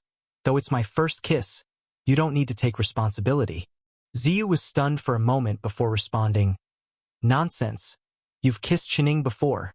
Duan-yun asked in surprise, "How do you know?" Ziyu replied, "Shun Ying told me." "Ah? She even told you about that?" Duan Yun rubbed his forehead. Yes, she told me, and I felt it was wrong. She treats me as a friend, yet I, daily writing about illicit affairs, and it ends up happening to me. Would Shining blame me? I'm innocent. What heroine can withstand such a test? Ziyu looked frustrated. Their conversation really seemed like secret flirting between a pair of illicit lovers. Meanwhile, the dead carps watched them unseeing, as if saying, "Who will speak for us?" With the carps dead, the previous burning desire to kiss indeed diminished greatly. Duan Yun said, "We're not having an affair. I was just compelled to suffer a small loss to save you." You suffer a small loss? Save me? Please, it's my first time. Duan Yun retorted, "Please, it was you who failed the test and kissed me. That's not my fault, that's because..." Ziyu wanted to explain but couldn't think of a good reason. Then Duan Yun helped her explain. That's because these carps were improper in the first place, releasing a scent like strange ecstasy powder, and I love a stick when kissing, and with your weak will, you succumbed to temptation, and I had no choice but to suffer and help detoxify you. Duan Yun looked at the fish bodies on the ground and continued, "Without me, who knows to what extent you'd have gone." Ziyu, upon realizing, hurriedly covered her chest, saying, "You're not allowed to speak of this." Duan Yun replied, "Whoever speaks is a dog." Ziyu muttered to herself, "Carp mating releases an aphrodisiac scent. The woman displays immense bravery, suffering to help detoxify the man. This scenario is great. I must remember it." By this time, Duan Yun had already moved to the corridor behind the room. There was only one path, still the kind of moss-covered stone road. But it was clear the large carps frequently passed through here. Because although the walls were covered with moss, the ground was very smooth, clearly a result of frequent friction. Afterward, Duan Yun quickened his pace because he not only smelled blood but also saw a piece of bone. A human leg bone. Indeed, the scent of blood was not from the carps he had just killed, but from humans. Reaching the end of the stone path, they found themselves in a corridor. This should be the corridor of the first floor of the palace. At a glance, it even gave the illusion of being in a wealthy family's house. But the fallen roof and scattered tiles quickly brought them back to reality. This is the Source Palace, a decaying corpse of a Source Palace. If it were to be classified, Duan Yun thought it should be placed among ancient tombs. Similar to scenes from Ghost Lantern, the two quickly identified the source of the blood smell. It was a room with a tightly closed door, but the scent of blood wafted from within. Duan Yun pushed open the heavy wooden door with his palm, and the next moment, a terrifying scene unfolded before their eyes. The room was piled with people. They lay there, all of them staring blankly at the entrance, making the hair on Duan Yun and Ziyu's backs stand on end. Beside Yushir town, many villagers went missing. Those who relied on the water for their livelihood, fishermen who earned their living from the lake. Rumors about a man-eating carp spirit in the lake had been circulating for a long time, and now it seemed that those rumors were not unfounded. Many of the missing villagers were here. It was evident that these corpses were being stored like human store food, which for them was undoubtedly horrifying. Duan Yun was the first to react, facing the source of the blood smell. It was a room piled with people, or rather bodies. They were stacked haphazardly, all staring blankly in the direction of the door. Their gaze so penetrating it made Duan Yun and Ziyu's scalp tingle at the entrance. Beside Yushir town, many villagers were reported missing. Some were fishermen who lived off the lake. And the legends about the man-eating carp spirit in the lake were never fabricated. Many of the missing people were here. It was clear that these bodies had been stored like human food, a truly unsettling discovery for people.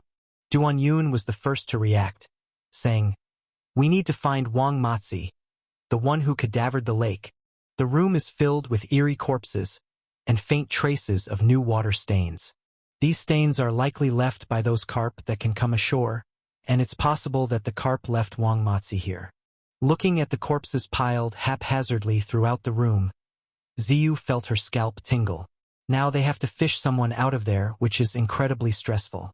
However, as Yu Zhu, the heroine, She quickly adjusted her mindset and began searching through the bodies. A glance showed corpses densely filling the room, all with eyes that can't rest in peace. In Ziyu's perception, these people's heads seemed relatively intact, and their bodies were not overly decayed, yet appeared somewhat strange. Indeed, the more she scrutinized them, the less they resembled humans. Only after examining about 100 corpses did Ziyu finally discover what was peculiar about them. They were all very thin. Yes, very thin. Their bodies were quite emaciated, as if these people were wrung out, rolled up like paper, very thin. Thin bodies coupled with ordinary heads, they looked exceedingly bizarre. At that moment, Duan Yun suddenly spoke. Found it. You could see him rummaging through a pile of corpses in the corner of the room, pulling out someone wearing rough hemp clothing. This person's body was all emaciated, barely recognizable from their original form, but Ziyu identified him immediately from his face as Wang Matzi. Wang Matzi, with a face full of pimples, liked wearing coarse hemp clothes adorned with spots. And this person perfectly matched. The key was, he was still alive, with the water stains on his hemp clothes not yet dry, apparently having been placed here not long ago. Duan Yun checked his pulse, his expression serious and puzzled. Why is he so blood-depleted? Right after, he pressed a few acupuncture points on Wang Matzi, saying, Won't die for now. Go get a few prisoners for a blood transfusion. Ziyu breathed a sigh of relief and said, Then let's go back. Having found the person, going back first was the safest option. To which Duan Yun replied, Back? Go back for what? The task isn't finished yet. What task? Ziyu inquired. The victims found, but the perpetrator's whole family isn't dead yet. Duan Yun said seriously. Ah! At this time, Duan Yun placed Wang Matzi in a relatively flat spot, saying, Quick battle and decisive victory. Kill the entire family, and then collect the person. As he spoke, he had already begun walking out. But, though Ziyu still struggled to keep pace with Duan Yun, her steps instinctively followed. This palace has 9 levels, and they should be on the first level now.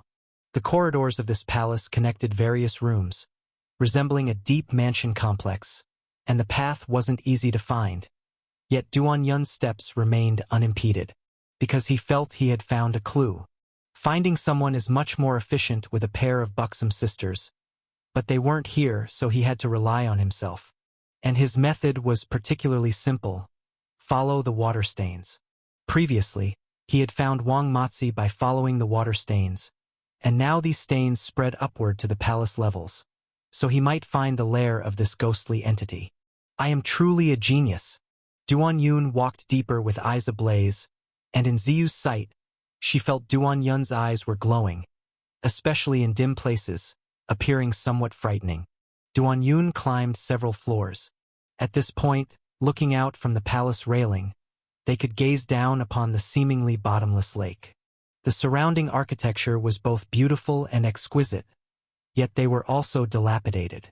The buildings, together with the deep lake, seemed as if they'd be swallowed by the lake at any moment, creating an atmosphere full of melancholy and oppression. At this moment, Duan Yun had slowed his pace, because he caught a whiff of a scent, an herbal aroma, simultaneously mingled with a bloody smell. It was like someone had a wound bleeding, and herbal medicine applied to the wound. Ahead, one side of the corridor displayed some clay pots. The pots were sealed with wet soil, leaving the contents inside a mystery. Duan Yun used sword chi to poke open the pots and peer inside, seeing only some vines and roots, and at the same time, the medicinal fragrance in the air grew stronger. Duan Yun tossed the pots aside with one hand, puzzled. Medicine pots? Ahead appeared a hall facing by lake. Many wooden shelves filled the hall. The shelves were laden with these clay pots. If these are medicine pots, then the herbs here are truly abundant. As Duan Yun and Ziyu stepped over the threshold of the hall, they halted. They saw a person. In the center of the hall stood a very beautiful flowering tree. The flowers were gray, yet they possessed a lively, radiant beauty. Or, perhaps, neither had ever seen such a shade of gray. In Duan Yun's words, it was a colorful array of gray. But no matter how colorful the gray flowers were, they couldn't outshine the person above the tree. That was a woman dressed in a colorful phoenix robe. The embroidery of the robe was bright and dazzling, yet the woman seemed very cold. Her skin was white, as though shrouded in a layer of lustrous moonlight. Likewise, she was stunning, like the tranquility of moonlight. Duan-yun, having traveled the world for long, had seen plenty of beauties, from young girls to mature women to mothers of several children. But the woman before him still left a breathtaking impression. Because her beauty was so cold, like the embodiment of a serene moonlit night, from the heavenly icy palace and not of this terrestrial realm. And at a glance she also seemed easily breakable. She closed her eyes, resembling a delicate porcelain piece, on the verge of shattering upon impact. She leaned against that flower tree, appearing to be asleep. But when Ziyu almost immersed herself in this beauty, Duan-yun had already stepped forward a few paces, revealing a look of disdain on his face. At this moment, he had drawn the famous sword. Striding forward while simultaneously slicing down with a swipe, the ghostly blue famous sword cut out a ghostly blue sword light, and the air even carried a faint, eerie fragrance. The sword light was like a crescent moon, slashing towards the crescent-shaped young maiden. Just as the sharp sword light was about to split the maiden, Ziyu suddenly felt a strong sense of reluctance. When something exquisitely beautiful is shattered, it always causes a heartache, especially when it's such a beautiful young lady. If Murong were here, they would probably be hugging Duan-yun's leg, pleading with him to spare her and cherish her. Yes, because the girl on the flower tree is just too beautiful. Unfortunately, the demon blade is relentless, and in a flash, it was about to strike the maiden's neck. But at that moment, the flower buds on the tree suddenly bloomed, like wide-open mouths, spraying out thick nectar. The nectar was so dense that the moment it adhered to the sword light, Duan-yun's crescent-like sword light immediately dimmed.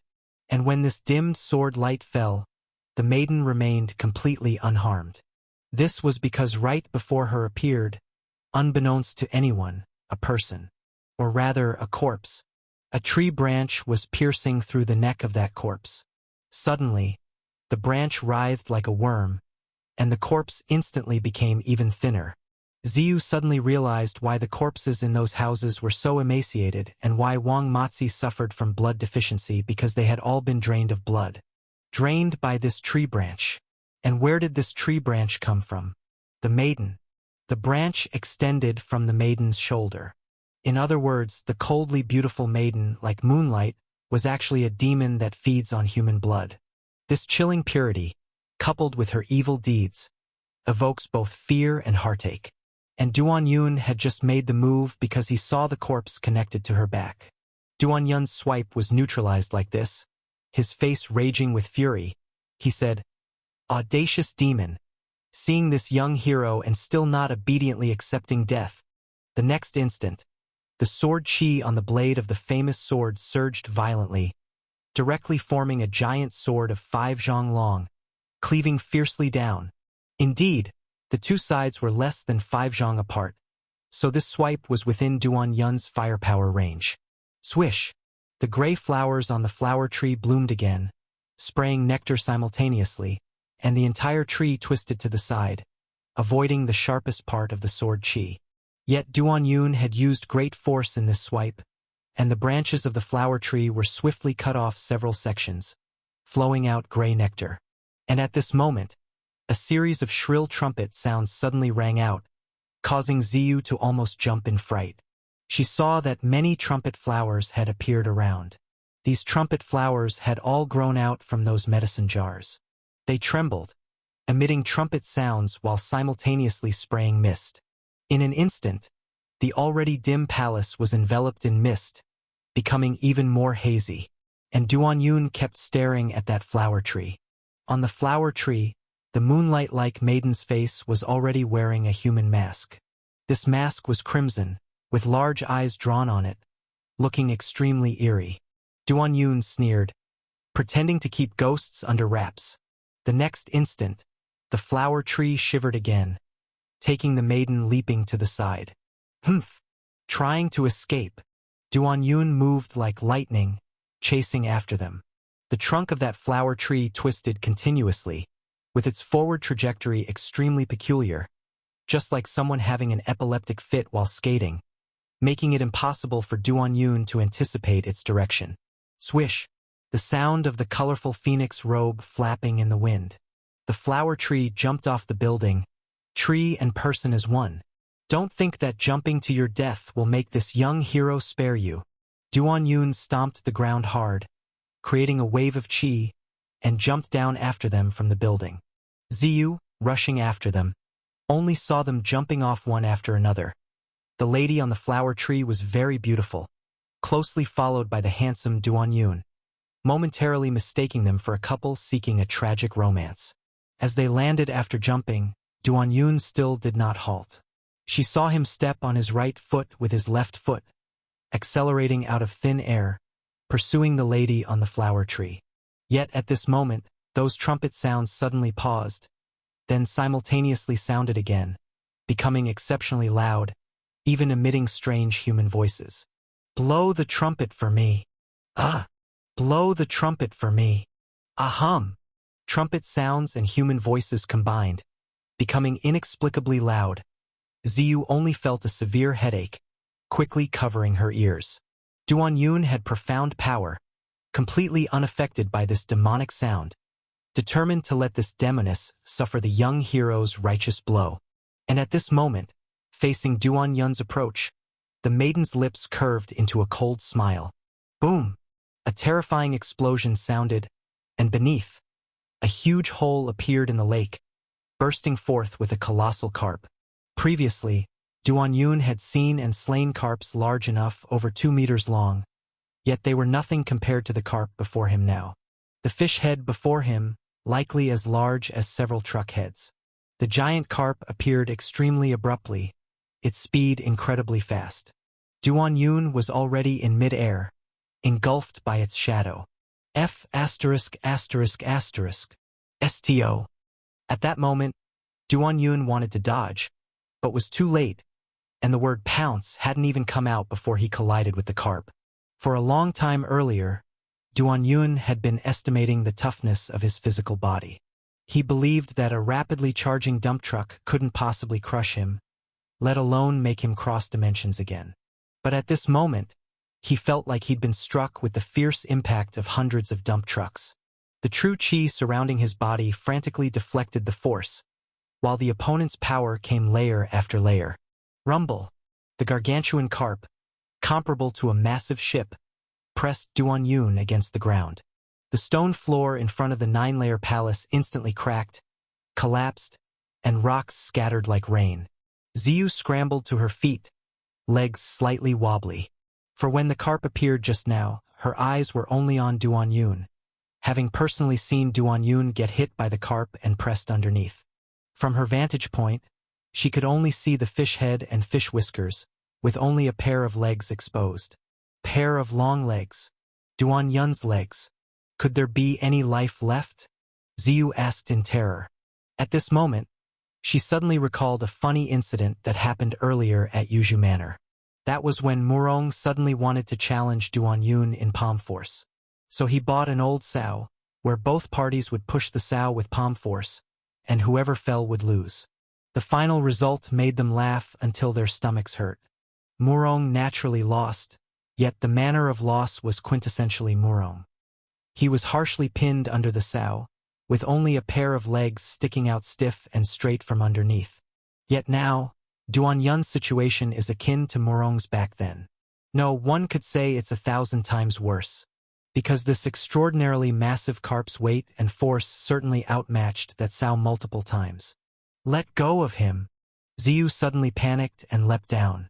She had no sword in hand, but her eyes turned brighter than sword light. She clenched and rubbed her hands, producing a sword light bright as autumn water, directly targeting the giant fish head.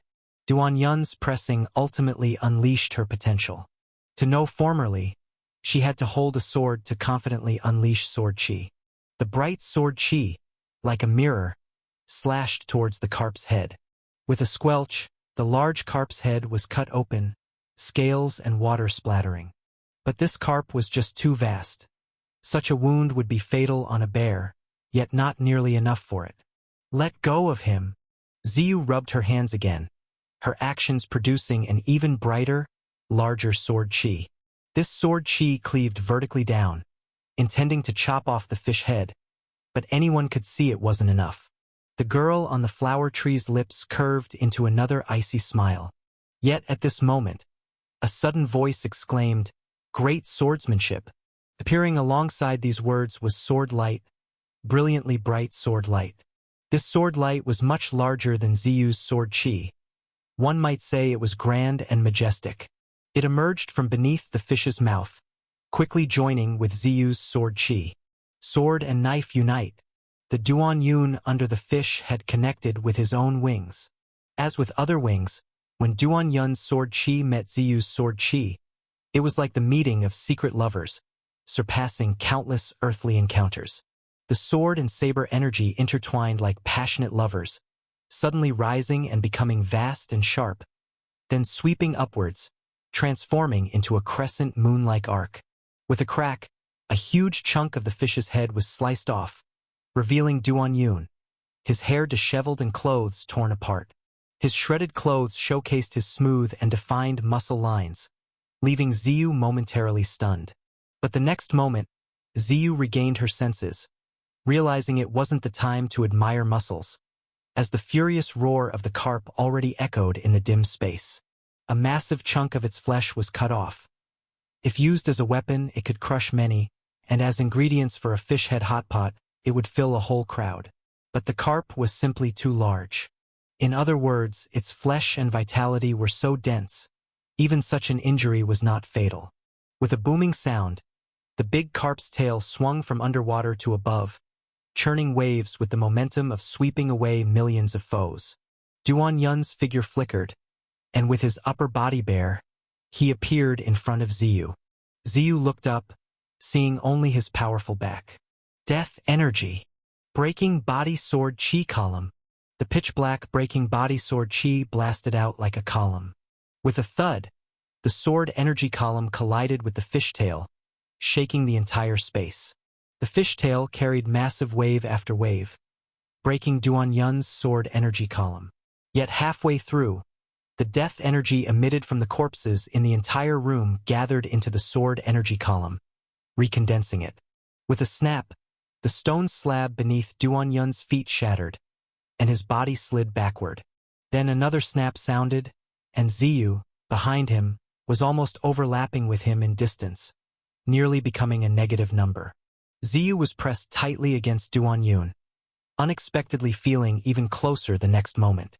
Because at this time, Duan Yun's body produced a peculiar suction, pulling her tightly to him. This is what wings feel like. Previously, once or twice, Ziyu had acted as Duan Yun's wing. Except then, she was with Feng Linger and Shining. And this was the first time she was Duan Yun's wing alone. An exclusive wing. As they pressed together, both of their true chi flowed through each other's bodies, forming a kind of circulation.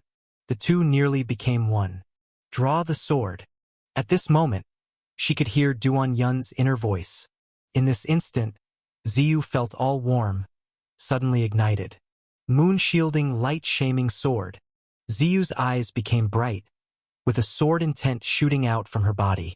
This sword intent was like a bright mirror, reflecting herself, as well as Duan Yun's unclothed body. In the next instant, the mirror-like sword intent continued to surge, as Duan Yun's sword intent also merged into it. If her sword intent was a boat, then Duan Yun's sword intent was the water, wave after wave pushing her moon-shielding light-shaming sword to its peak. Looking up, it seemed as though a gigantic mirror was suspended over Duan Yun and Ziyu's heads. Gazing into this mirror, Ziyu suddenly felt as if she were naked, exposed before the equally unclothed Duan Yun. Overwhelmed with shame. The essence of the moon-shielding light-shaming sword was to expose the small beneath one's skin, instilling shame that dissipated fighting spirit. But this is clearly my sword intent. Why am I the one feeling ashamed? Simply because, as Duan Yun's wing, one can only stand beneath him. Your sword intent is excellent, but it only unleashes its strongest power under the Duan name. Ziyu had to admit, even though the moon-shielding light-shaming sword was hers, she had never seen it so vast. At this time, while holding off the fishtail with the breaking body sword chi column, Duan Yun adjusted the moon-shielding light-shaming sword's mirror surface. In the next instant, the big carp was reflected in the mirror. The big carp was obviously aged, with many scales fallen and the remaining ones mostly grayish-white and even somewhat decayed. So at first glance, its enormous body appeared dark-colored. But in that instant when the mirror reflected it, its previously gray-white face flushed as though braised, its entire fish head even wearing a shameful expression. Embarrassed, the force on its tail weakened noticeably. Thus, Duan Yun lightly flicked upward with his sword energy column, like a lever, lifting the massive body of the carp. With a rumbling crash, the fish landed on the ground, crushing the blue bricks beneath, and its tail slammed into the water, raising waves upon waves. The already dilapidated nearby buildings were instantly half destroyed by the surging white waves, sending rotting wood flying. And at this moment, Duan Yun had already leaped up with Ziyu, the wing, landing onto the back of the big carp. The recent crash had left the big carp somewhat dizzy, but its skin was resilient, blood solid, its fins opened, and it started moving to shake Duan Yun and Ziyu off. But Duan Yun gave it no chance, his dual blades unsheathed, his hands becoming blurred shadows, launching a furious onslaught against the big carp. The blades, both the famous sword and Wenro, were demon blades, incredibly sharp, and in Duan Yun's skilled hands, they cut like a fish in water. At a glance, it seemed as if a pair of bright wings had sprouted from Duan Yun's back where Ziyu was, and at this moment, the dual swords in his hands also seemed to transform into a pair of shining wings, flying together. In just 10 breaths, Duan Yun slashed nearly 100 times. Every slash was wrapped in sword chi. No matter how tough its skin and flesh, even the big carp had its scales scattered, blood spraying like a fountain.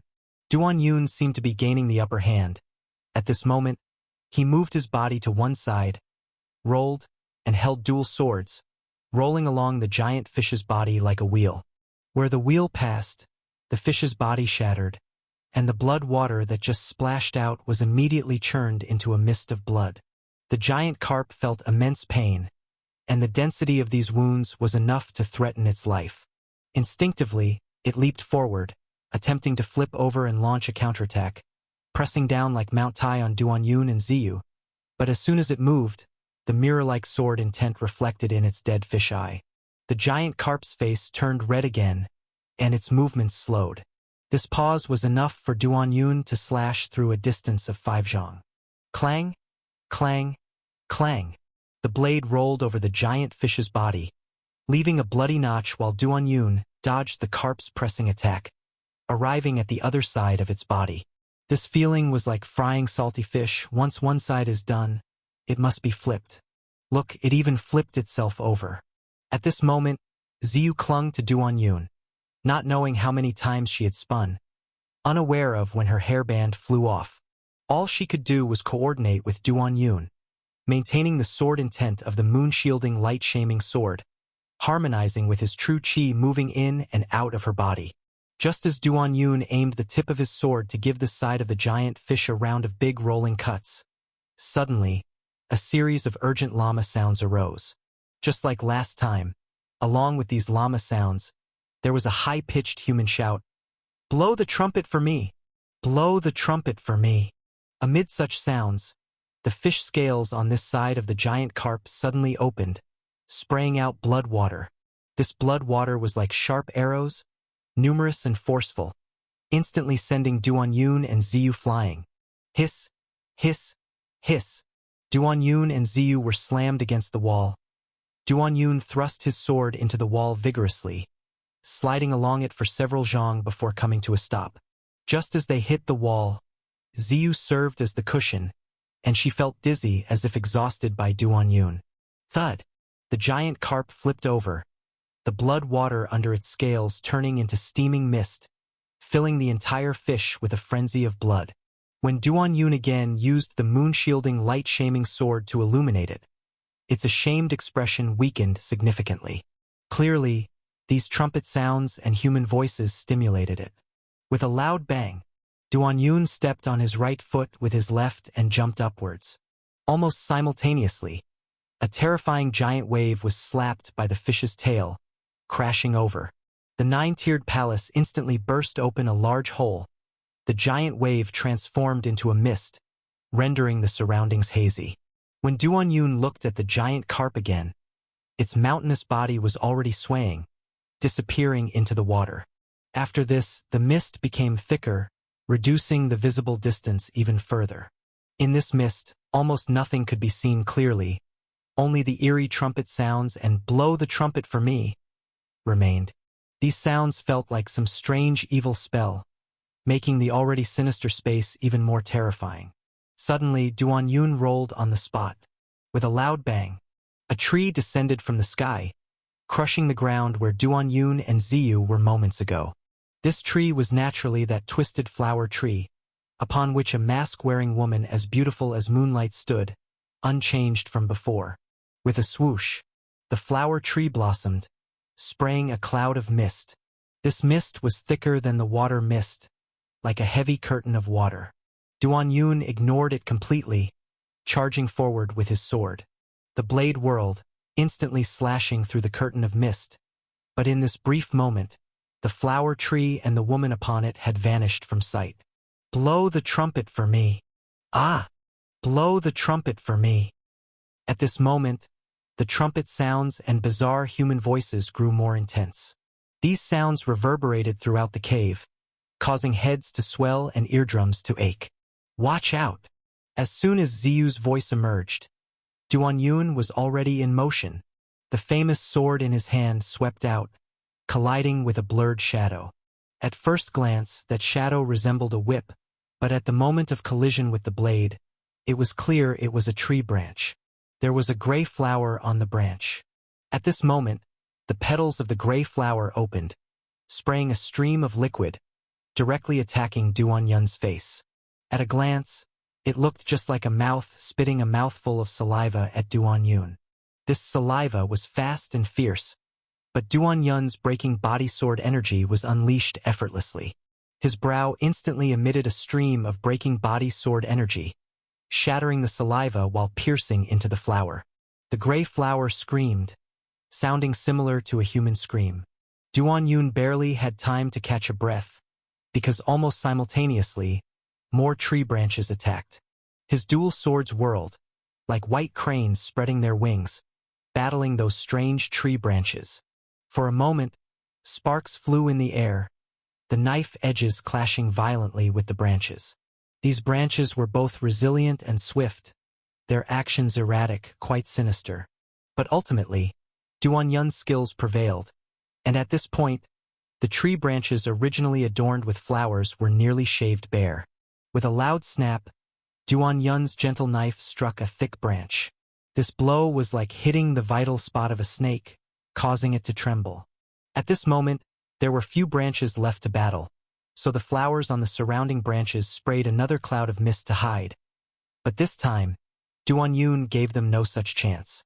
He grabbed the trembling branch and crashed straight inward. Beyond the branch was naturally the trunk, and above the trunk was the beautiful woman resembling the moon.